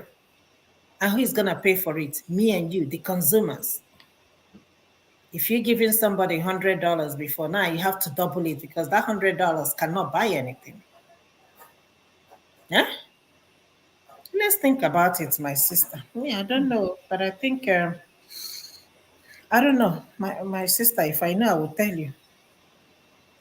So, on that note, everybody, to your tent, to Israel. Until another time. Today, I don't talk with you. I want to finish. Join politics. Don't be on the sideline. However way you want to join, be engaged. If you want to go and join Showore for October, Fearless October, join. Because it's not looking. In fact, I forgot to play one of Showore's videos. all this talky don't make me forget it I'm supposed to do. He had an interview, I think. Where was it? Is it on News Central? Let me see. Yeah, it was News Central. I saw an interview of him. Um, Mona not there, so let's see, where is it? News Central. Okay. I think I saw a video of him either today or was it Arise News? Let me see. Is it Arise? Let me check Arise. Man is ready. You no send anybody, Papa. I appreciate the man. No, I no go lie. Na only him be the good news when I dey see for Nigeria. I kid you not. It's the only good news I'm seeing right now. It's the only one that is gingering me right now. Because I'm looking, it's giving me something to look forward to. That's what it is. It's giving me something to look forward to. You know, because we can definitely not continue like this. It's not normal for us to continue and we think, oh yes, everything is going well as it should be. No, it's crazy that we allow things to degrade to this level. They lie to us. They tell us, say, politics is dirty. Politics is dirty because they wanted to take over. See who they lead. See who they lead us. Tailor, shoemaker, driver, mechanic. I don't have anything against them. Or their heart was in the right place and they were serving the people. I don't have a problem. But these people clearly are not serving the people. They don't have the interest of the people. It's all about their pockets. Once they see you go like this, you go be like say they don't hit jackpot. You see that they open all their 32 down. They smile. Like say they just see something where we see one mini god. I've never seen anything like this. Very excited to see Oyibo. Once Oyibo just show like this, you just see them just open teeth. They go just dey laugh. They go come dey speak English with through the God. It's a shame. I dey shame when I dey watch them. I no lie. See as dem dey crawl. They go you see them. You go be like say, oh, candy store. Disgraceful human beings. See this guy go London the other day, sneak go hotel, hospital, go quick do checkup. No signing, nothing. He come Nigeria, rush come dey expect. Go see signing, cars follow am, block traffic. Something needs to give, honestly. Human rights activist and presidential candidate of the African Action Congress, AAC, in the 2023 election, Omoyele Sowore, has been released minutes after his arrest. Tosele reported that Sowore was arrested on Sunday morning at Murtala Mohammed International Airport in Ikeja, Lagos State. In his X-platform post, Sowore wrote, and I quote, "I just arrived in Nigeria from the USA at MMIA in Lagos. Upon reaching Nigerian immigration, my passport was seized, and they told me they had orders to detain me. This is not unexpected because I've always known that it is part of the broader clampdown. In case this becomes another prolonged and protracted detention, I urge all citizens to ensure they all stop tyranny by all means acceptable and necessary by engaging in the planned series of direct actions slated for October 1 and beyond." End of quote. I'm now being joined here in the studio by the man himself to tell us what happened this morning on his arrival at the Lagos airport. Good to have you on This Day Live, Omoyele Sowore. Thank you for bringing me. Okay, they arrested you this morning at the Murtala Mohammed Airport. You knew that if you came into the country, you will be arrested. I mean, it was foreseeable. And then you came in. Is that ego on your part? Is that foolhardiness? Well, they've given you back your passport. Why did you have to dare the Nigerian state? It's a matter of right to not abandon one's citizenship, one's rights, one's fundamental dignity by running away from the government of your own country because they feel like they can violate your right. I have not committed any offense known to law, even though it was brought to my attention and that my name was put on a watch list, first by the CG of Immigration, the lady, and then later there was a document I got from the DSS that my name was placed at the airport on a watch list. But I had decided I was coming to Nigeria anyways because I had a case coming up soon, and that nothing was going to stop me. So I took my bags, packed my bags and got on the plane and arrived this morning to Lagos from the US after almost 14 hours of flying, only to get to the immigration people and they said, they seized my passport first and said, I have been arrested. Of course, I was expecting it. But it wasn't a matter of ego, it was a matter of rights. It was a matter of existence. I'm a Nigerian, and I don't think any Nigerian should be afraid or be scared from their home country simply because some people are going haywire in office or in power. Okay, but you've been talking about fearless in October, take back our country. The story is out there that there's a plan to protest against the Tinubu government starting from October 1. Okay, you've talked about a court case. Is that why you are here? To start another, take it back? I don't have any reason to explain why I come to Nigeria. I don't come to Nigeria on vacation. It's my home country. And as a result, I can come to Nigeria for any reason whatsoever. I can come to Nigeria even if I don't have any reason to visit. It's my country. This is where I was born, raised.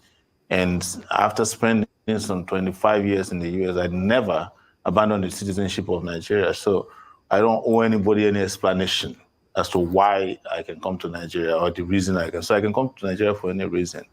So I'm just explaining to you that whether I'm engaging in the protest, which is my right, or I'm coming for a court case, or I want to visit my mom, or I want to come here to come and drink water from a lake in my village, it's my right. Okay, I don't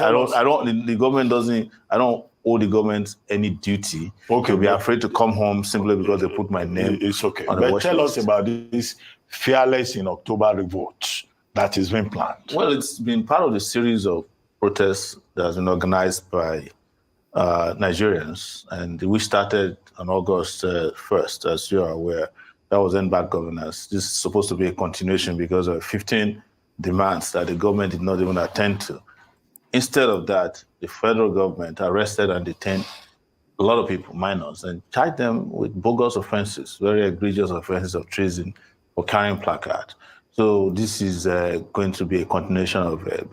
And the mobilization for it, the conversation and the conscientization and education for it has been on ever since the end of the August revolt, which was End Bad Governance revolt. So everybody's aware. The government was aware of this, and everybody should be preparing for it because it's a matter of right that Nigerians have a duty to just not allow this government to obliterate them with hunger, starvation, and incompetence. But Shure, are you aware that under this Tinubu administration, yes, where you carry placard is treason? You are toying with treason. About 10 people who had been arrested, they were charged for treason. They were remanded in Kuje prison. They've been granted bail to the tune of 10 million naira. So what kind of spirit will bring you back to say you want to commit treason, knowing that they will come after you and they will put you in Kuje prison, where they seem to have enough space to house people like you? It is treason to arrest, detain, and falsely charge citizens of crimes they have not committed.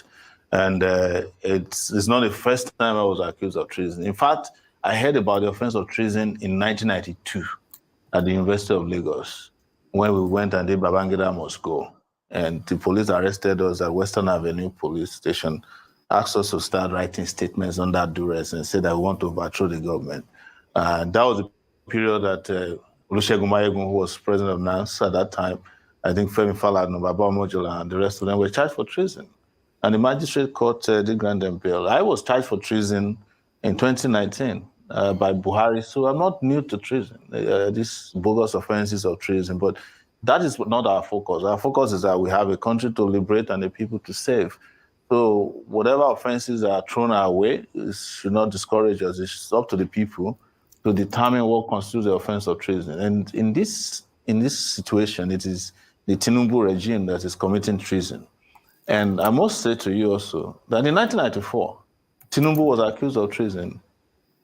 If you remember, when he was accused of bombing Ejigbo Depot by Abacha. So that was why he left Nigeria on exile. But in our own case, we are not going to go on exile simply because the government is afraid of placards. Well, you were presidential candidate in 2023 on the platform of the African Action Congress. President Tinubu has now said, look, there's a government to run. Politics is over. All the things that Nigerians are experiencing, these things are inevitable. Hard choices have to be made. And the Nigerians should be ready to make sacrifices. But, you know, some of you are still acting as if the election is still on. Well, so why? We're not running an election. They never even had an election in the first place. But that's a conversation for another day. What we're saying is that the issue on ground is existential. And everybody's talking. Even the other day, I saw some elders, including the former Secretary General of the Commonwealth, who went to Tinubu and said we should bring about a new constitution, which is one of our demands, by the way. We talked about minimum wage. We talked about wastage in government. So you're asking people to tighten their belts, you know, that they should just tarry a little. But you are there buying yourself a private jet of $150 million. You are renovating homes of your VP for $21 billion. Everybody in the Senate and everybody in the National Assembly got an SUV that cost $150,000 each. I mean, are Nigerians foolish not to understand that this is just a ruse, you know? And that is why I coined the word, I think yesterday, that the government is no longer practicing democracy, but orisacracy, which is government of rice. Rus and rice. Any problem in Nigeria, give them rice. Flood in Maiduguri, send them rice. Education problem, send them rice. People are sick, send them rice. You know, rice is, botanical name of rice is Oryza sativa. So that is where we are. And the government has become a joke. And that brings us back to the conversation about treason. You're a lawyer. I don't need to remind you of that. And I'm sure that if you were sitting in court representing an accused person, and the person that's accused of treason for carrying placards, you must look at the prosecutor and to wonder whether he went to law school. Well, I know that lawyers are part of the problem. Yeah. But, okay, they've given you back your passport. They've released you. Did they ask you to report again tomorrow morning? Because giving your passport does not mean anything. You can be asked to start reporting every day until the matter is decided. What did they say to you? They just came to me and said, we were looking for, because I tweeted while I was waiting, while I was sitting in their office, that I'm now in detention and they've seized my passport. And they said, we're looking if you have a waiver for the watch list. I said, what's the waiver for watch list? And another 10 minutes later, they came and said, we resolved the issue. You can have your passport back now. And some of them actually nicely escorted me to get my bags. But by the time I got to the bag section, one of my bags had gone missing. So we're still looking for the bag as we speak. One of your bags disappeared? The biggest bag I brought had disappeared. But the ones you got, did they open them? I don't know because I didn't lock them. But I'm just hoping that they're not trying to play funny with the bags. But I reported that to the airline. Because every bag that comes through the U.S. airline, United Airlines, you have a tracking on it. And the tracking showed that it went on the carousel to where I should pick it up, but I can't find the bag as we speak. Well, I'm just hoping that nobody will go and plant anything funny inside my bag. Okay, but for now, you are free. Yeah. They're giving you your passport and you know, you have no fear that when you step out of the studio, they will rearrest you. Even if they do, I'm not a stranger to them, and we'll resolve that when we get there. Anyway, thank you very much. Thank you so much. Omoyele Sowore, presidential candidate of the African Action Congress and a human rights activist. That's the only person giving me something to look forward to in Nigeria. That's the only good news that I anticipate in Nigeria. I'm telling you right now, there's nothing there's nothing good that's going on in Nigeria. Unfortunately, as much as I hate to say this, this Showore's plan is not like, I'm not a fan of them announcing what they want to do, right? But he has announced. We will see what happens. October 1st is just around the corner. I don't even know why they set it so far away anyways, but hey, who am I? I no be organizer. So now only mount observation now they make. That's the only good news when I dey look forward to. That October 1st, it go sweet me if everybody dey involved. If everywhere just shut down. Go ahead, if you. But what's the essence of announcing it?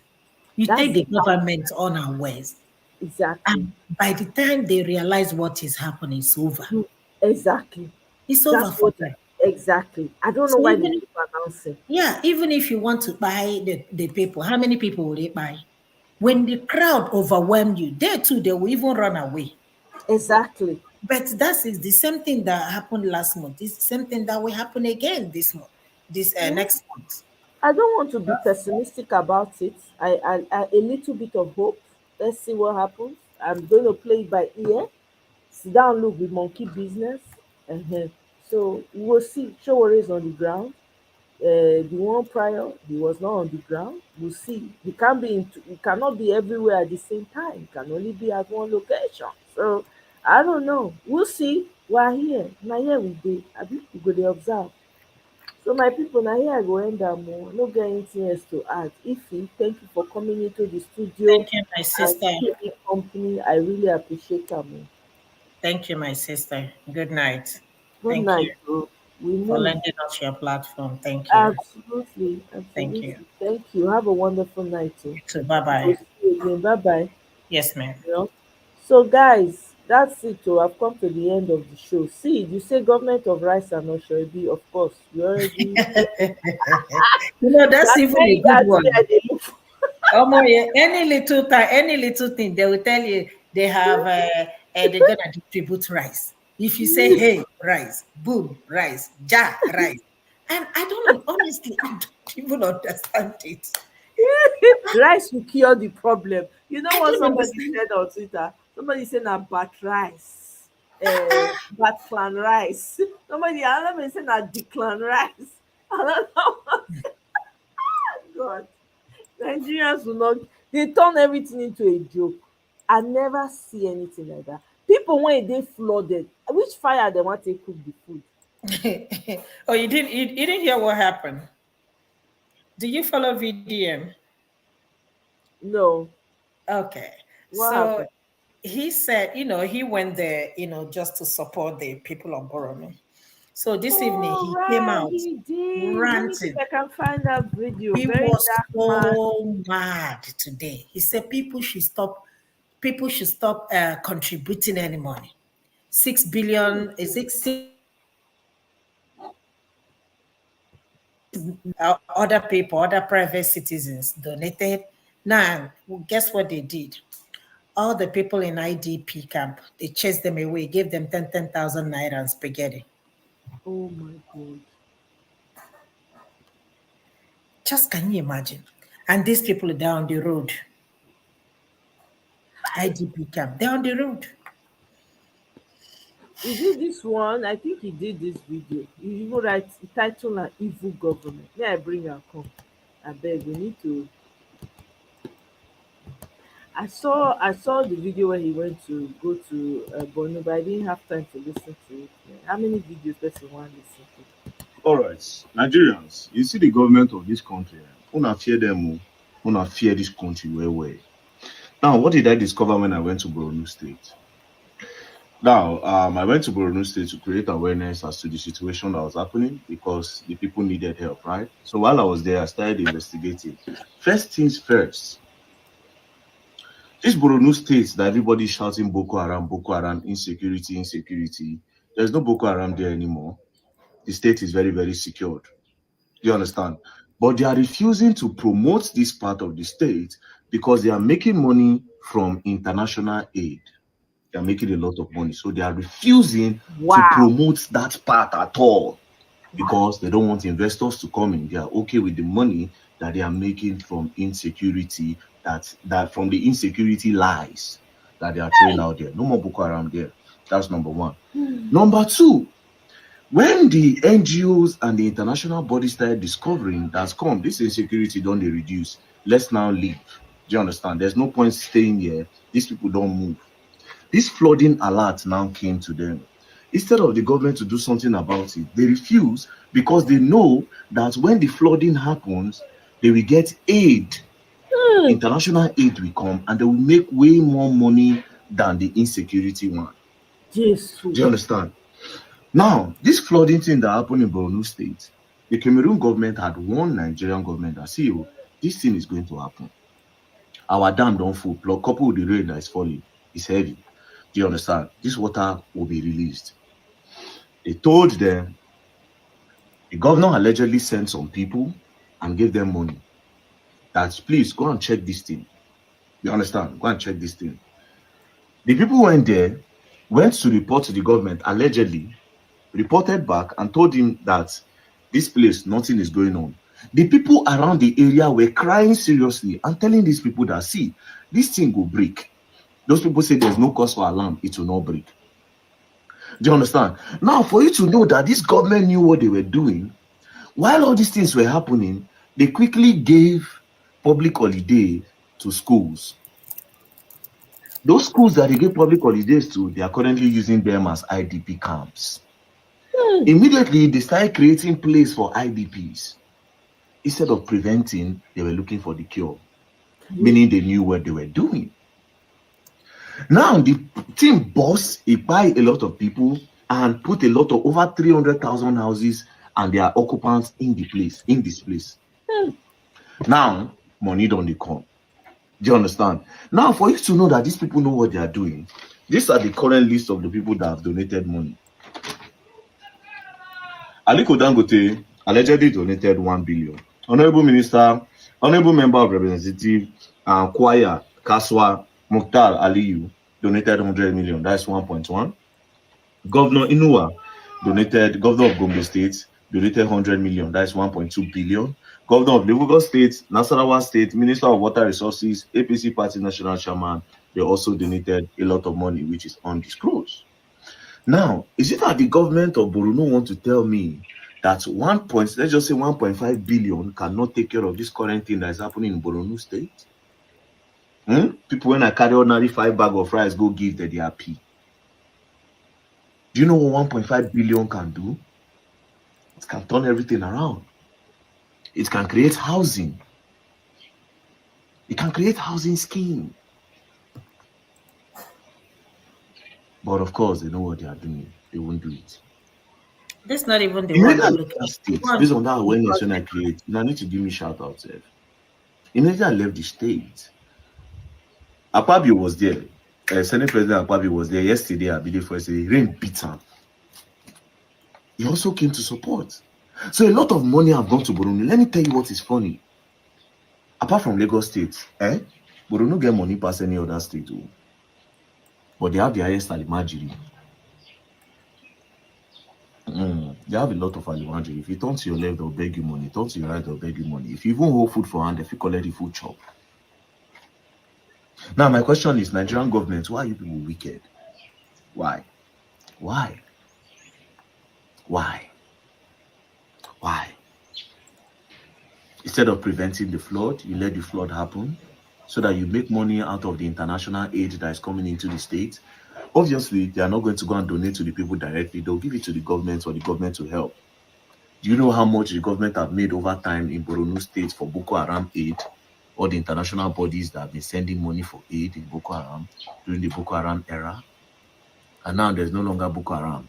Instead of them to encourage investors, they are looking for That more was the one that he cursed the hell out of in them. the states that will create more international See aid if I to can find come it. into place. May God help Nigeria. May God help the people of Borno. Now, my question is to the governor: what are you using all this money that they donated for? And when are you going to help your people and bring them out of this pain that they are going through in Borno State? Thank you very much. I would have said, don't play, you will learn.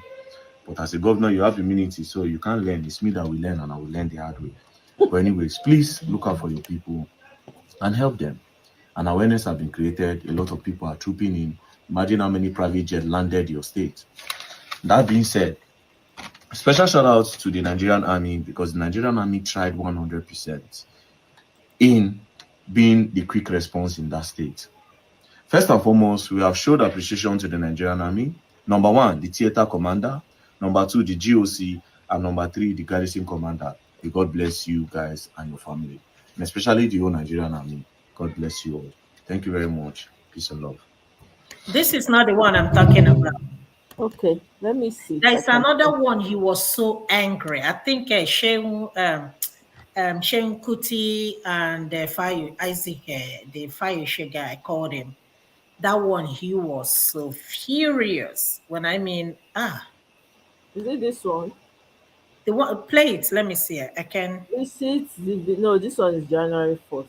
That was when he went to. No, this one is today. I think today. Today. He was telling everybody, do not donate anything to the, Borno government. Yeah. Let me see. Very dark man.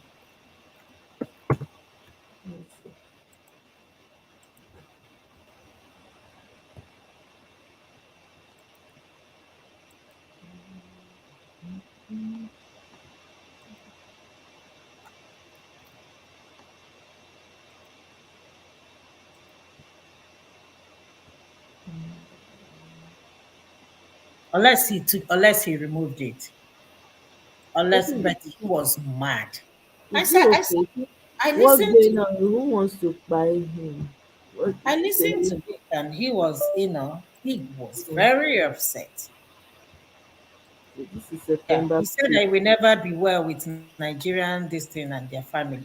That God will punish us. I said, seriously. Maybe he removed it. Maybe he removed it. Let me see if I can find it. Yeah, see if you can find it. You said Shehu Kuti. You said something about Shehu Kuti. Yeah, they called him and they were asking him how they can support, with donation. Okay. Hold on. State government, it will never be well. Yeah, this one. Okay, massive. This country, it will never be. I know they see him. Few that you ask in this country, it will never be well with all of you. Can you see that? No, I can't. Your video is off. Generation hold on. Generation, the people can't see whether. Very dark man.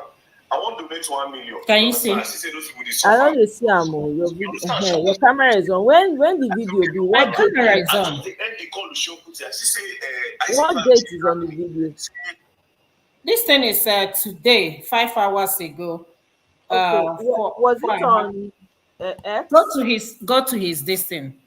It's today. It's still there. Let me see. Says very. I don't know which one is his real account now. There's so many very dark man. He's on Instagram. It's on Instagram. I don't have Instagram. Oh, okay. You don't have. Okay. Yeah. I don't have Instagram. Let me see if it's on this parody account. No. Okay. Yeah. Yeah, it's on Insta. Oh, he lost it. Okay, just play and start all over. Just play the audio. Okay. All the people in power in this country, it will never be well with all of you. All of you that are part of this evil acts in this country, it will never be well with all of you. Your generations will suffer. It's which generation will suffer, especially that when our generation, the people who power there, your generation will suffer. This evening, Shehu Kuti called me. Seun Kuti said, very dark man, I want to donate 1 million. You understand? I see those people they suffer, more just support. You understand? Seun Kuti called me this evening. I say, okay, no wahala. I just the end the call to Seun Kuti. I see say Isaac Fayose tagged me. Say him said he want to donate 500,000, but the both of them are saying one thing, that they are not sure of which account they are going to put it. I said, okay, no wahala. Because say I don't go there before. Me say I don't trust anybody. Maybe they send the money, 1.5 million. Maybe I will add like maybe 3 million or 2 million, you know, or 4 million. Then because I know they don't have water in the IDP camp that I went to, right?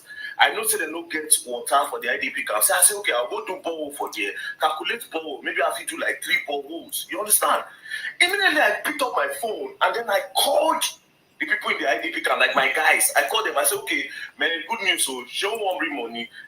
Somebody won't bring money. I go out with my money. I go do borehole. So we made a plan. We'll go to the IDP camp. These guys just told me this evening. Look at the news of this evening. That the government came, gave them 10,000 naira and spaghetti and pursued everybody out of that place. See this video of the, just imagine the numbers of people that are in that place that day. See a bird eye view of the location. Now, see the crowd that are there. They pursued everybody outside. Everybody. They pursued everybody outside. These people, flood have carried their houses. Over 300,000 people, flood don't pack their house. Do you understand? There'll be serious cholera outbreak. Do you understand? They don't pursue all of them go outside. They don't pursue all of them go outside. See videos now. This one and this night I tell them immediate one. Watch.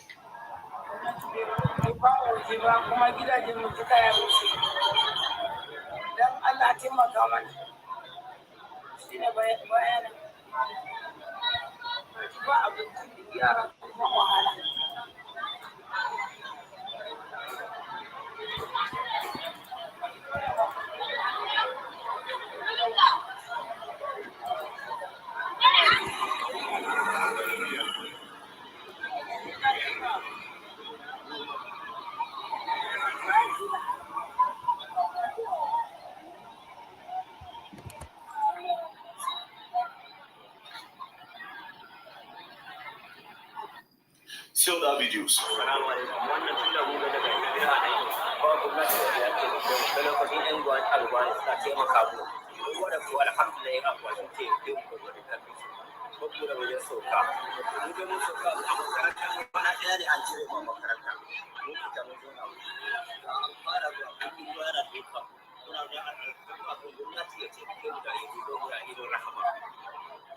So what kind of government is this? They say UN donates $6 million. That is almost 10 billion naira. They say Dangote donates 1 billion naira. A lot of people don't donate 100 million. I see say that they carry food from UAE a bit today. Say that they can't come Nigeria. So with all this money, you people are sharing 10,000 naira and you are giving them spaghetti to do what? This money can create housing for these people. What are you people holding this money back for? You people already have money, complex. You have money. It's not as if you don't have money. It's not as if you have money.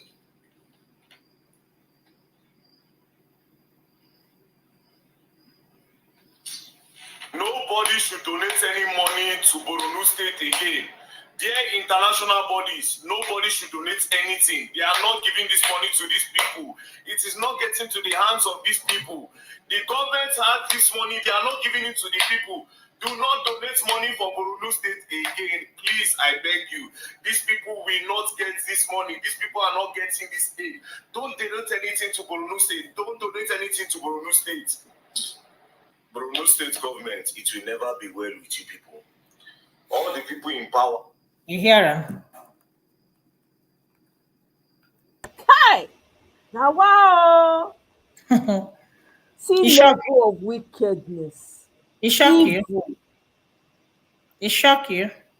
No, I'm not shocked. But the level of evil is just appalling. They give you money for your own people, your own goddamn state. You dey share need. Hey God, that prayer ain't go. Omo, Hey, I'm glad that VDM is saying it. You see, as much as they castigate VDM online, the guy gets use. There's use for that guy, you. There's use. The guy is doing what he's supposed to do. If everybody joins their voice, if their voices all over like that, you see, say the pressure go dey on for these people. Eh?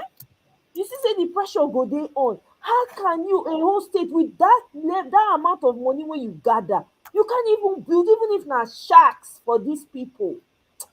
Ah, God, abeg, Nigeria, I no know why be say na Nigeria dey born me. And dis kain shout when I dey shout, I no suppose to dey soft life, my soft life, that's all. Eh? Why I no come out for Burkina Faso, Mali, those places wey dey get strong leaders, when dey move their society forward? Why come be say na Nigeria? Wey be say na so all your veins na you take dey shout? Eh? I've never at this level of decadence. I no know. No be say when we dey grow up the place perfect. E no perfect for us too. It was struggle. We use sawdust cook.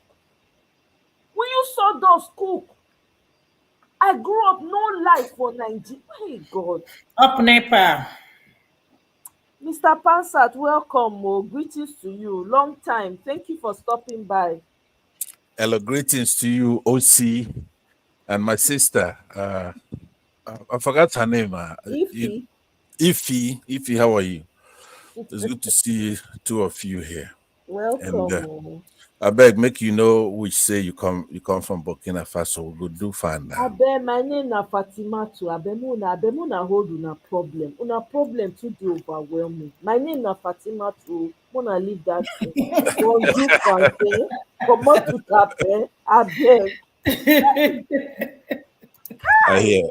But no, don't worry, we will get them right tonight. It be like say we won't get it right, but we will. I can promise you that. So I don't even know whether I get hope, to be honest. Now the only person wey dey ginger me now na Showore, to be honest. But it dey piss me off see that they announce their protest. That's the only part I don't like. Yeah, that's true. Showore, it's made it back home now, and they tried to harass him, but he's preparing to do some kind of protest on October 1st, where he says that this is it. We have to fight until we win. I believe that we're blessed with Showore in that sense. It's time for him to be determined.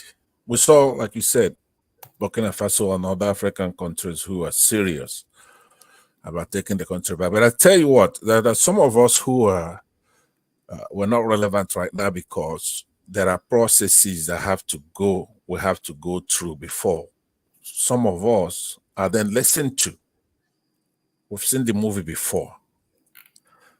These things are not going to be resolved by being timid. We have a lot of Nigerians there who are very serious, who are not happy. They refer to me there.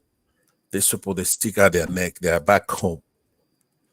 And you don't see them be exuberant because they know that we haven't reached that threshold to take our country back. Because right now, this is the easiest time any populace that really want to take their country back. This is time to do it. Tinubu is not a Buhari even. Even Buhari is a nobody for revolutionaries who want to take over their country. It's nothing. But then this Tinubu is even the worst. It's like an ant. He has no military bona fides. He's not from the industrial military group per se. So, so far, the language we have to use is still ones that are limited to, for example, that your platform here could entertain, especially yourself, because you're passionate. You're the true spirit of a fighter for the country, for the people. However, you also want to do it legally, and I understand that. So some of us, we can't really say anything. Let me use this opportunity to applaud people like Showore, Dele Farotimi, Aisha Yusufu. These people, they're going to be written down in the next Bible, right? These people have been very fearless, very courageous, and they've done the best that they can. And nobody it's applauding them or giving them succor, because when they grab any of these people, Nigerians just move on to the next person. That's all.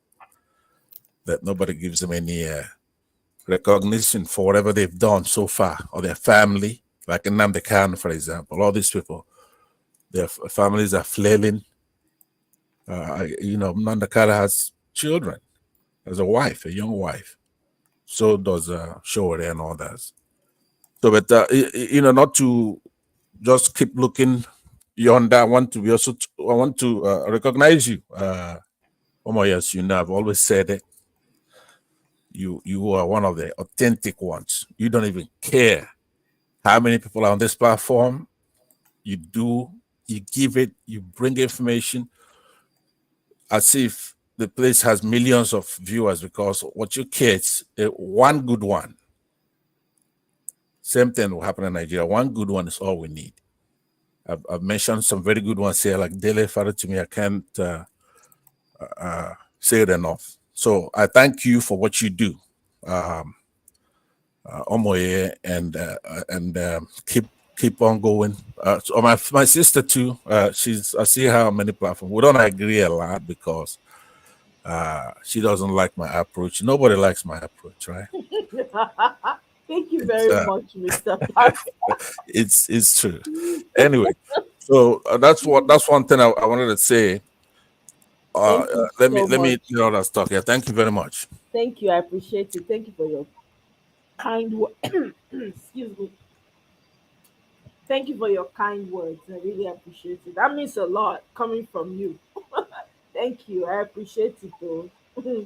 I don't know. Honestly, problem for Nigeria too much. If I feel change now, just go to Burkina Faso and I wrap my head and I'll get my fan, they do my thing. I bet it concern me again. I will just say, how is that side? Okay, are you people okay? In fact, I will change my number because Nigeria problem, it's not easy. Every day is one thing or the other. No good news comes out of that country. It's not normal. It is not. Young people are being slaughtered at the altar of their greed on a daily basis. Very soon, people won't be able to go to school anymore. We're going to have a generation of illiterates if we don't do something. They keep hiking the school fees. Aye. On top 70,000 naira minimum wage. How do you want the people to survive?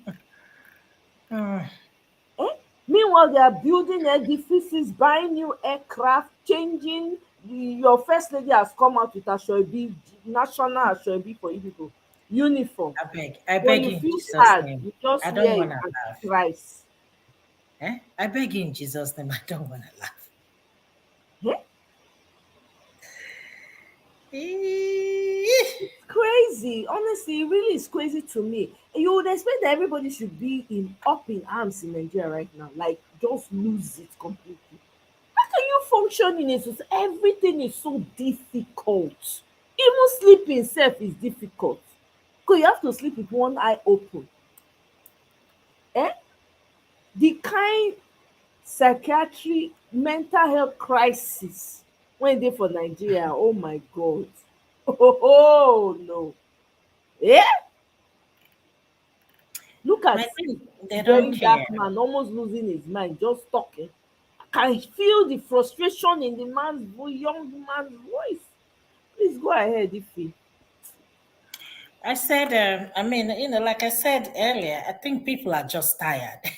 Even for Abati, for Abati to even complain, and you can see the frustration. I'm like, this thing is hitting everybody. There is no defense here because I'm tired. Everybody is tired of defending this government. There is nothing to defend again. So it just Everybody just they sit down, they look. Sit down, they look. My sister, you have the platform where we can come out and express ourselves. You know, it's just honestly so unfortunate. But hey, what are we gonna do? What are we gonna do? What are we gonna do? Nothing. We move. We move.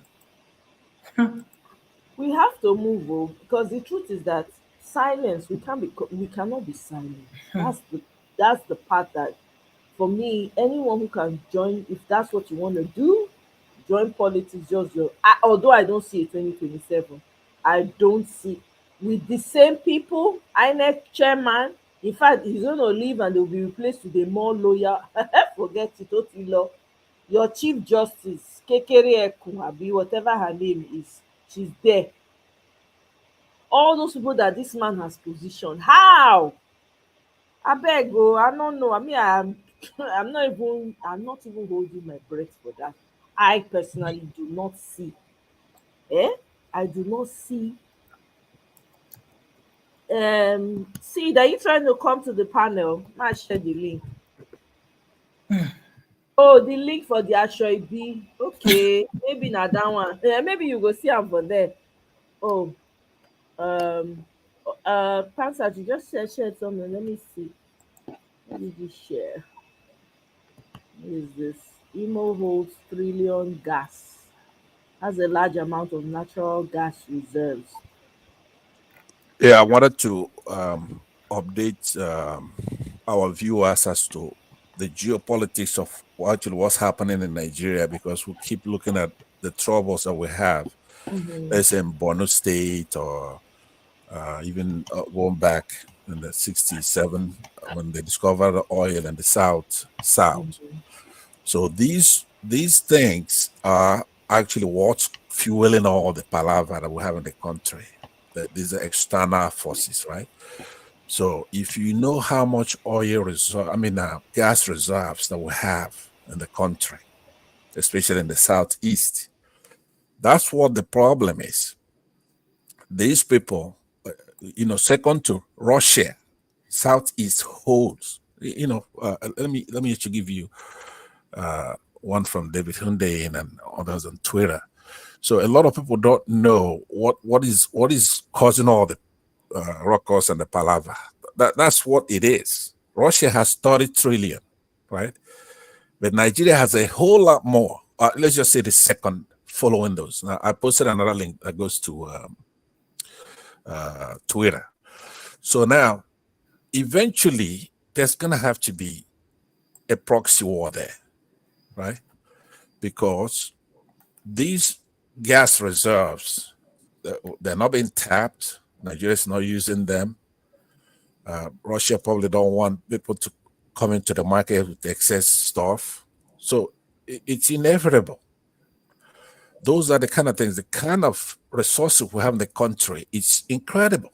Like when you see people fighting in Borno and all that, it's not because it's terrorists. There's some people behind those terrorism. There are people supplying those terrorists. It's a proxy war going on. If it's in Kenya, if it's in Congo, no matter where you have all these conflicts, it's because of what's on the ground. So they want to hold us down in the southeast, where our resources are not being tapped. They can be used to industrialize that country, industrialize that West Africa with education, research, going to space, supercomputers, artificial intelligence, whatever. We have the resources. You go to Borno, they have the same thing on the ground, other things, cobalt or whatever, gold and all that stuff. So, but we're just like a bunch of ants being manipulated. Like we're talking politics, we're talking tribes, we're talking religion, but the actual thing is in the ground. It's in the resources, and it's inevitable. It's the way it's always been. It's the way it's always going to be. We have to wake up and be able to talk about the serious stuff. All these corporations, they fly in the air and they have sensors that could detect what's in the ground.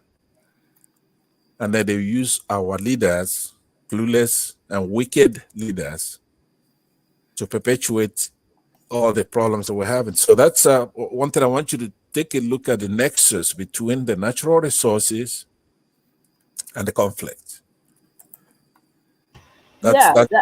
Yeah, I hear you on that, absolutely, and I completely agree with you, right? There's a bigger plan, there's a globalist agenda behind all of this.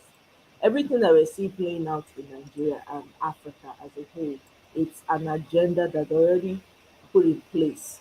But Tinubu is doing his own, he's playing his part very well, using tribe to divide the people, using religion to divide the people, allowing the strife to continue. It's part of the plan, right? But at the same time, since we know all of this as the people, we need to now be intentionally start to build alliances amongst ourselves. That's what needs to be happening, right?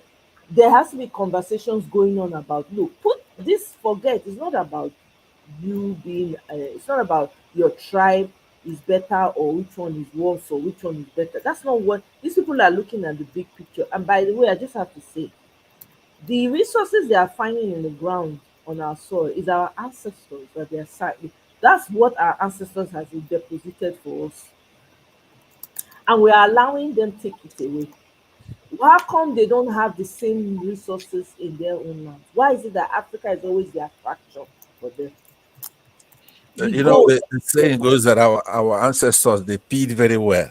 You know, that's why we have blessed with all these resources. Yeah, you know, because that's really what it is. If you dig the ground, the oil, the gold, the whatever resources you're finding, those are your ancestors.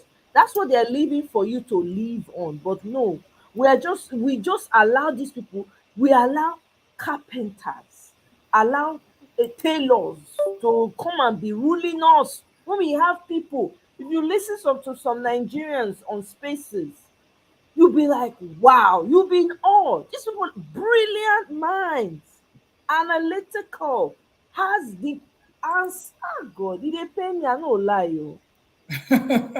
It depends me because we have the people. We're not short of experts. We're not short of people who can really make things happen in Nigeria. That's the funny thing. But it's how to remove these demonic entities that have taken over Nigeria. That is the biggest problem for us now.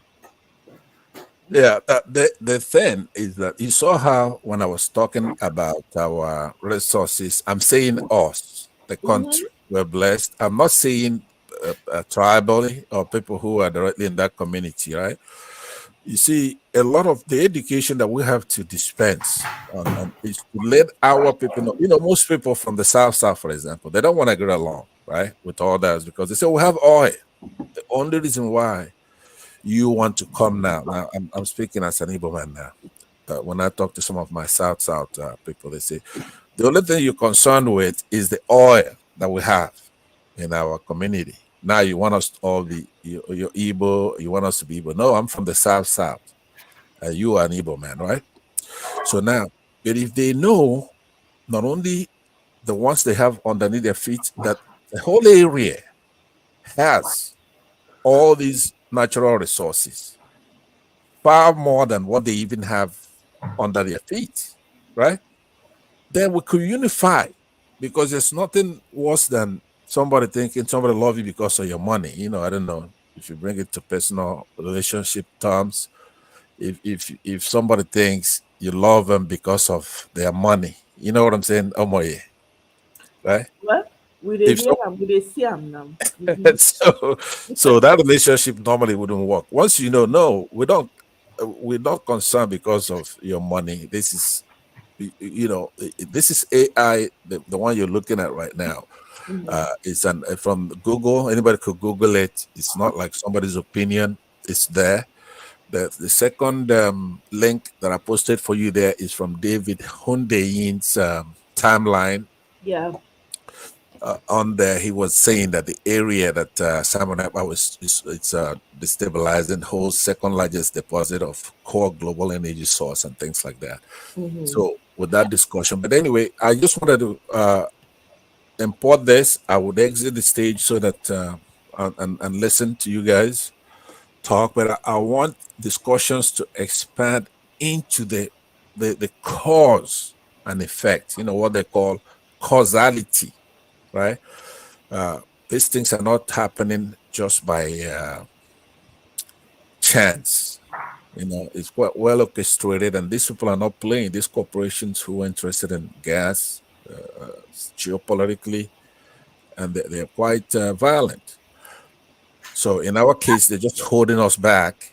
Yes. Yeah. So with the information then we could develop once we know that this is the cause, this is the effect of this. Well, a lot of us know that that's the cause, Pastor. A lot of conversations have gone around this. In fact, there was been a space that was held listing all the resources in every region in Nigeria. This gas thing was talked about last year. It's been an ongoing conversation. We know it's because of the resources that we're fighting, right? That they're trying to hold us down. Our focus should be how we can come together. We know it's because of our resources. We know the greed, and they intentionally put these weak ass leaders up there to keep us down. So what we should be talking about is how we can come together. However way, we need to shield our swords. Whoever is fighting, Shebi, you want to see the person you are fighting alive. How about shield your sword for now? When you don't come together, fight on a common enemy, una resume una quarrel. That's what we need to be focusing on, because what you're talking about right now, there was a detailed analysis on it on Twitter Space. It went on for days, by the way, and it's recorded, and even till now, people still talk about it. But what we're focusing on right now is how we can get our asses together so we can fight a common enemy and put this selfishness aside. That is the cocoa of the matter right now. Because if we don't come together and fight these people and get ourselves together, we are going to be on a long team. Look at young people. People cannot afford to go to school anymore. People are abandoning education because they can't afford it. Nobody is talking about that. Nobody is doing anything about it. Every corner you turn in Nigeria is frustration. Nobody is having it good anywhere in Nigeria. We just played a video of VDM reacting to what we saw in Borno State. I played a video of the man, that the governor of whatever state, that said for 3 whole years, kids were not able to write exams. Because of the mayhem that they're intentionally, putting these people under. So really what we need to be talking about now is how we can unify. We have to learn to just put all our egos aside and come together as a people first. It's so important. I don't know how we can. That's why we have Labour Party, right? No, Labour Party is not enough. I'm sorry. Labour Party is not enough. But if you have to start somewhere, they did very well in 2020, right? The Labour Party. Who is that? Who is that? Who is that, please? Who is that? I'm still here. Can you hear me? What's playing? Are you playing something in the background? I did hear a little bit of something, but it wasn't from my mic. Who's playing something in the mic?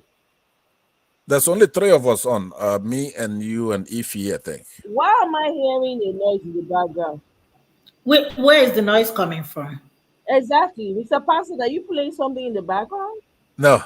Because I'm not. I'm writing my notes. Do you still hear it? Whatever it was? This is crazy. Do you still hear it? Yeah. Something must be on in your background somewhere. Me? It's not me. No. I mean, you muted me, right? Mute me again. I muted you just to check. Mute me again if you want to.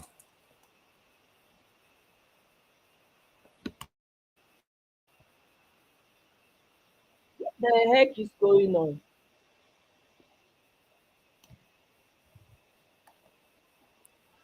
I don't hear it anymore. Do you hear it still? Wait, let me see. Maybe let me see if I have something in the background.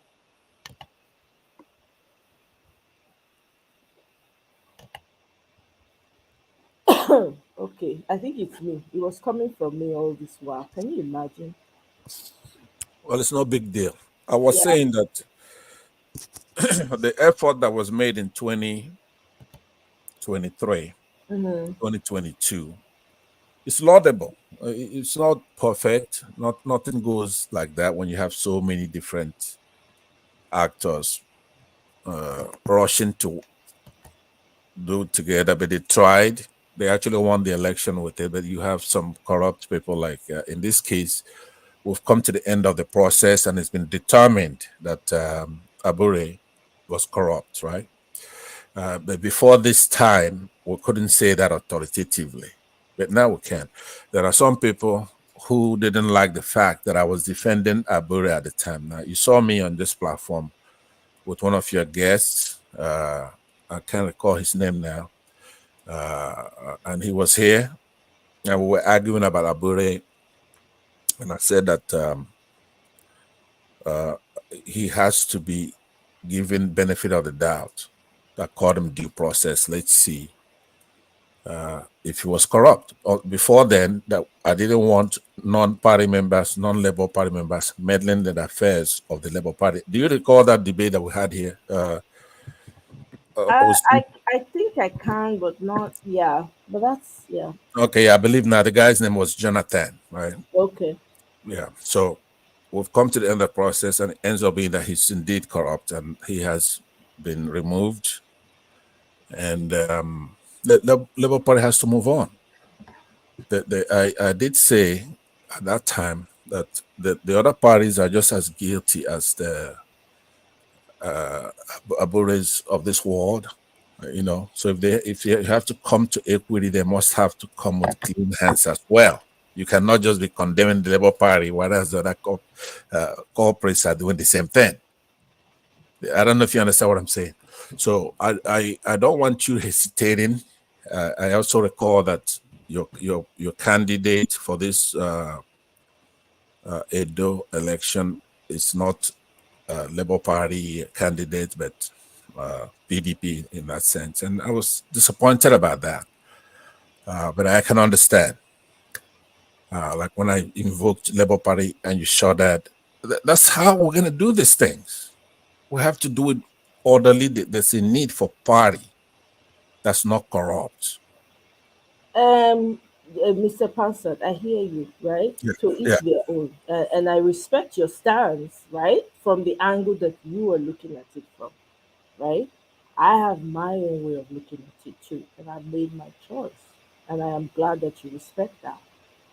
Okay? I'm not going to vote for someone who looks down on me, who brings my people down because of his own selfish desire, who has a plan to have young people go be houseboy and house girl outside of the country so that they can bring in foreign exchange for the I'm sorry. The vision that Edo needs is bigger than that. We have brilliant. Could you repeat that again? What did you just say? I just said I'm not going to vote for someone who puts me down, who, knowing that it's not his turn, can't even acknowledge that, can't even pacify the people that he's trying to take their position, doesn't even want to recognize it over and over again. People have given him time to do that, and he has failed to do it on numerous occasions. And then on top of that, saying he's going to send young people overseas to go and teach, to go and be house boys and house girls, to open so that there will be foreign exchange coming into the country. I'm sorry. The vision that Edo State needs is much bigger than that.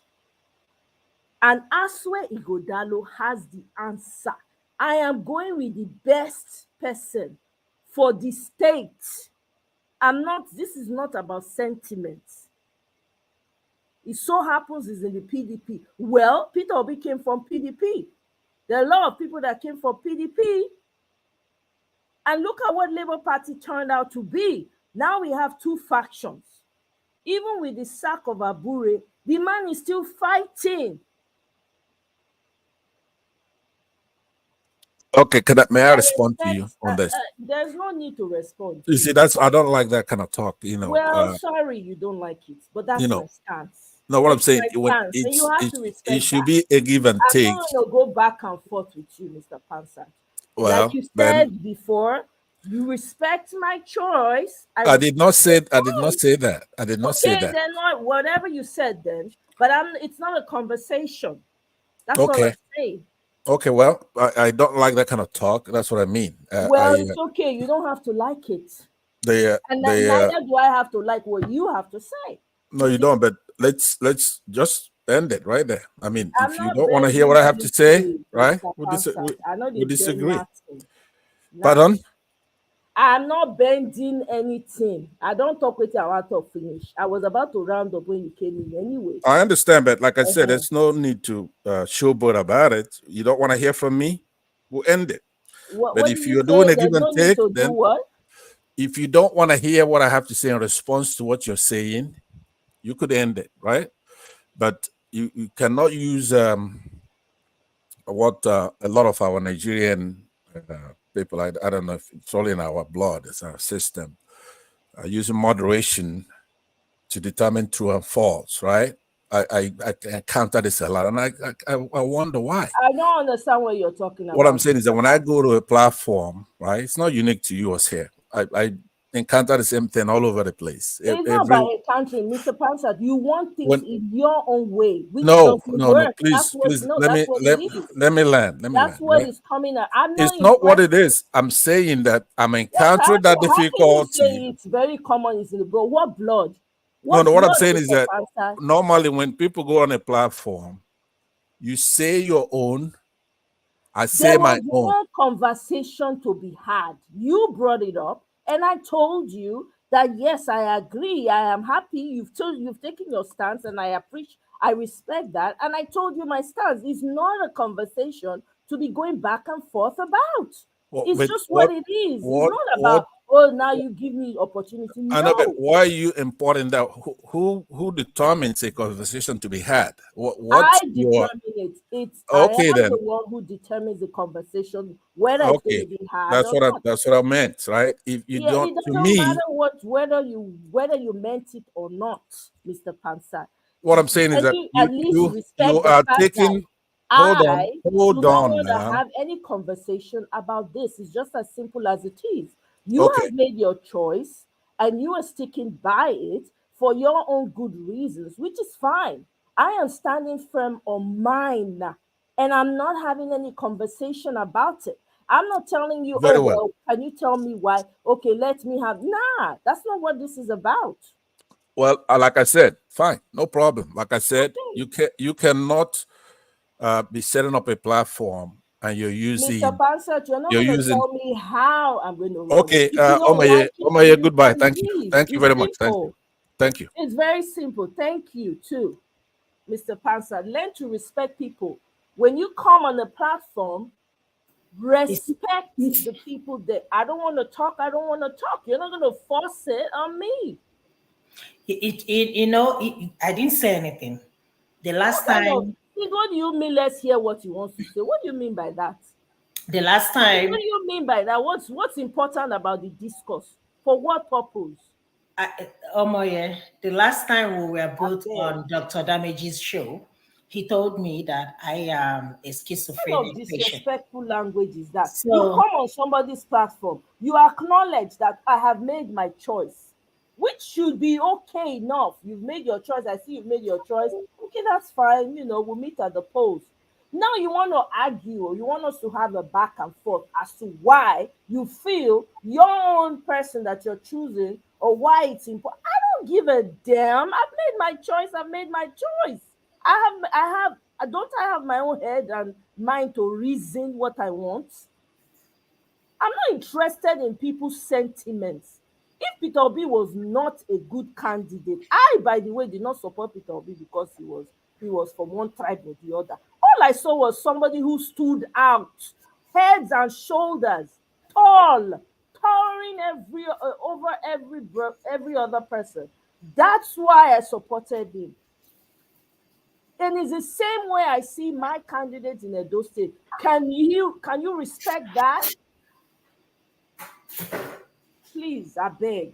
Mojo, leave that matter. What kind of rubbish is this? I don't like to disrespect people. I try to comport myself in a respectful manner. When you come on somebody's space, you give them their due respect. Tell me how I should, why you think what kind of bullshit is that? Go ahead. The last time we were on Dr. Damage's show, Pastor told me that I am a schizophrenic patient because we did not agree. That was the last time I said anything to him, and I vowed never to. What did you say? If I didn't hear, he said what? I said, can you hear me? Yeah, what did you say? I said the last time we were both on Dr. Damage's show, he told me that I am a schizophrenic patient. Are you serious? I'm not kidding you. And I gave it back to him. I didn't mean to laugh. Yeah, and oh my God. Are you serious? I don't try to say, I try to ignore him, period. You know, the reason why I did not leave is because of you. Usually when he comes to the platform I am on, I just leave. Because at the end of the day, the same thing he did is the same thing that is going to happen. It's all the time, every platform. It's always his way. So, I mean, I don't have anything to do with him. I will never have a conversation with him. No. You can't be constantly, disrespecting people. Every platform you go to is a problem. Why? Every platform, he will end up leaving. So I try as much as possible to avoid him as much as possible. I don't even let him. I don't let people upset me that much. Even though I had to just say my mind. It's not even about being upset. It's by you trying to force your opinion on somebody. I'm not a child. Even if I was a child, you still don't have a right to force your opinion on me. You've made your choice. You feel like this person is the right person for you. I'm telling you, I am not supporting this person, right? You say you respect it, right? Why don't you just leave the conversation at that? Why do you want to have a back and forth? I'm not interested I'm not interested in having a back and forth with you on this conversation, but you're insisting. Why? And then you're talking about something being in the blood of people. Excuse me? Who's always going on platforms and always wanting to impose his way? You. Doesn't that clearly show that is in his blood to always be like that? I don't say anything to him no more, honestly. I just, anywhere, any platform I go to, and he's there, I won't say anything. It's disrespectful. How can you come to my platform and be telling me how you feel like, okay, this candidate is bullshit? That's disrespectful. You don't come into somebody's house, you wear shoe, enter, the person put sign, no shoes in. You enter the house, carry shoe, they walk around the house. They tell the person, they try to force the person to see reason why they should allow you wear shoe inside the house. Is that not, is something, doesn't that speak of the kind of person you are?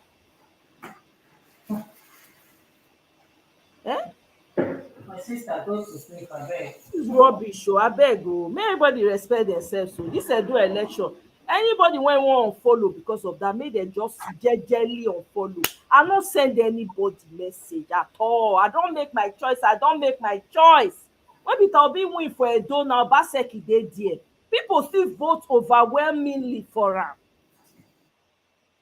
I don't know why people they find that one hard. I dey choose candidate wey better for my state. From my own state, you won't come they follow me, they argue. I don't understand. How they chook mouth for other people's state election? Because now the people know wetin good for them. The candidate when you dey support, not even they respect me. You know they respect my people.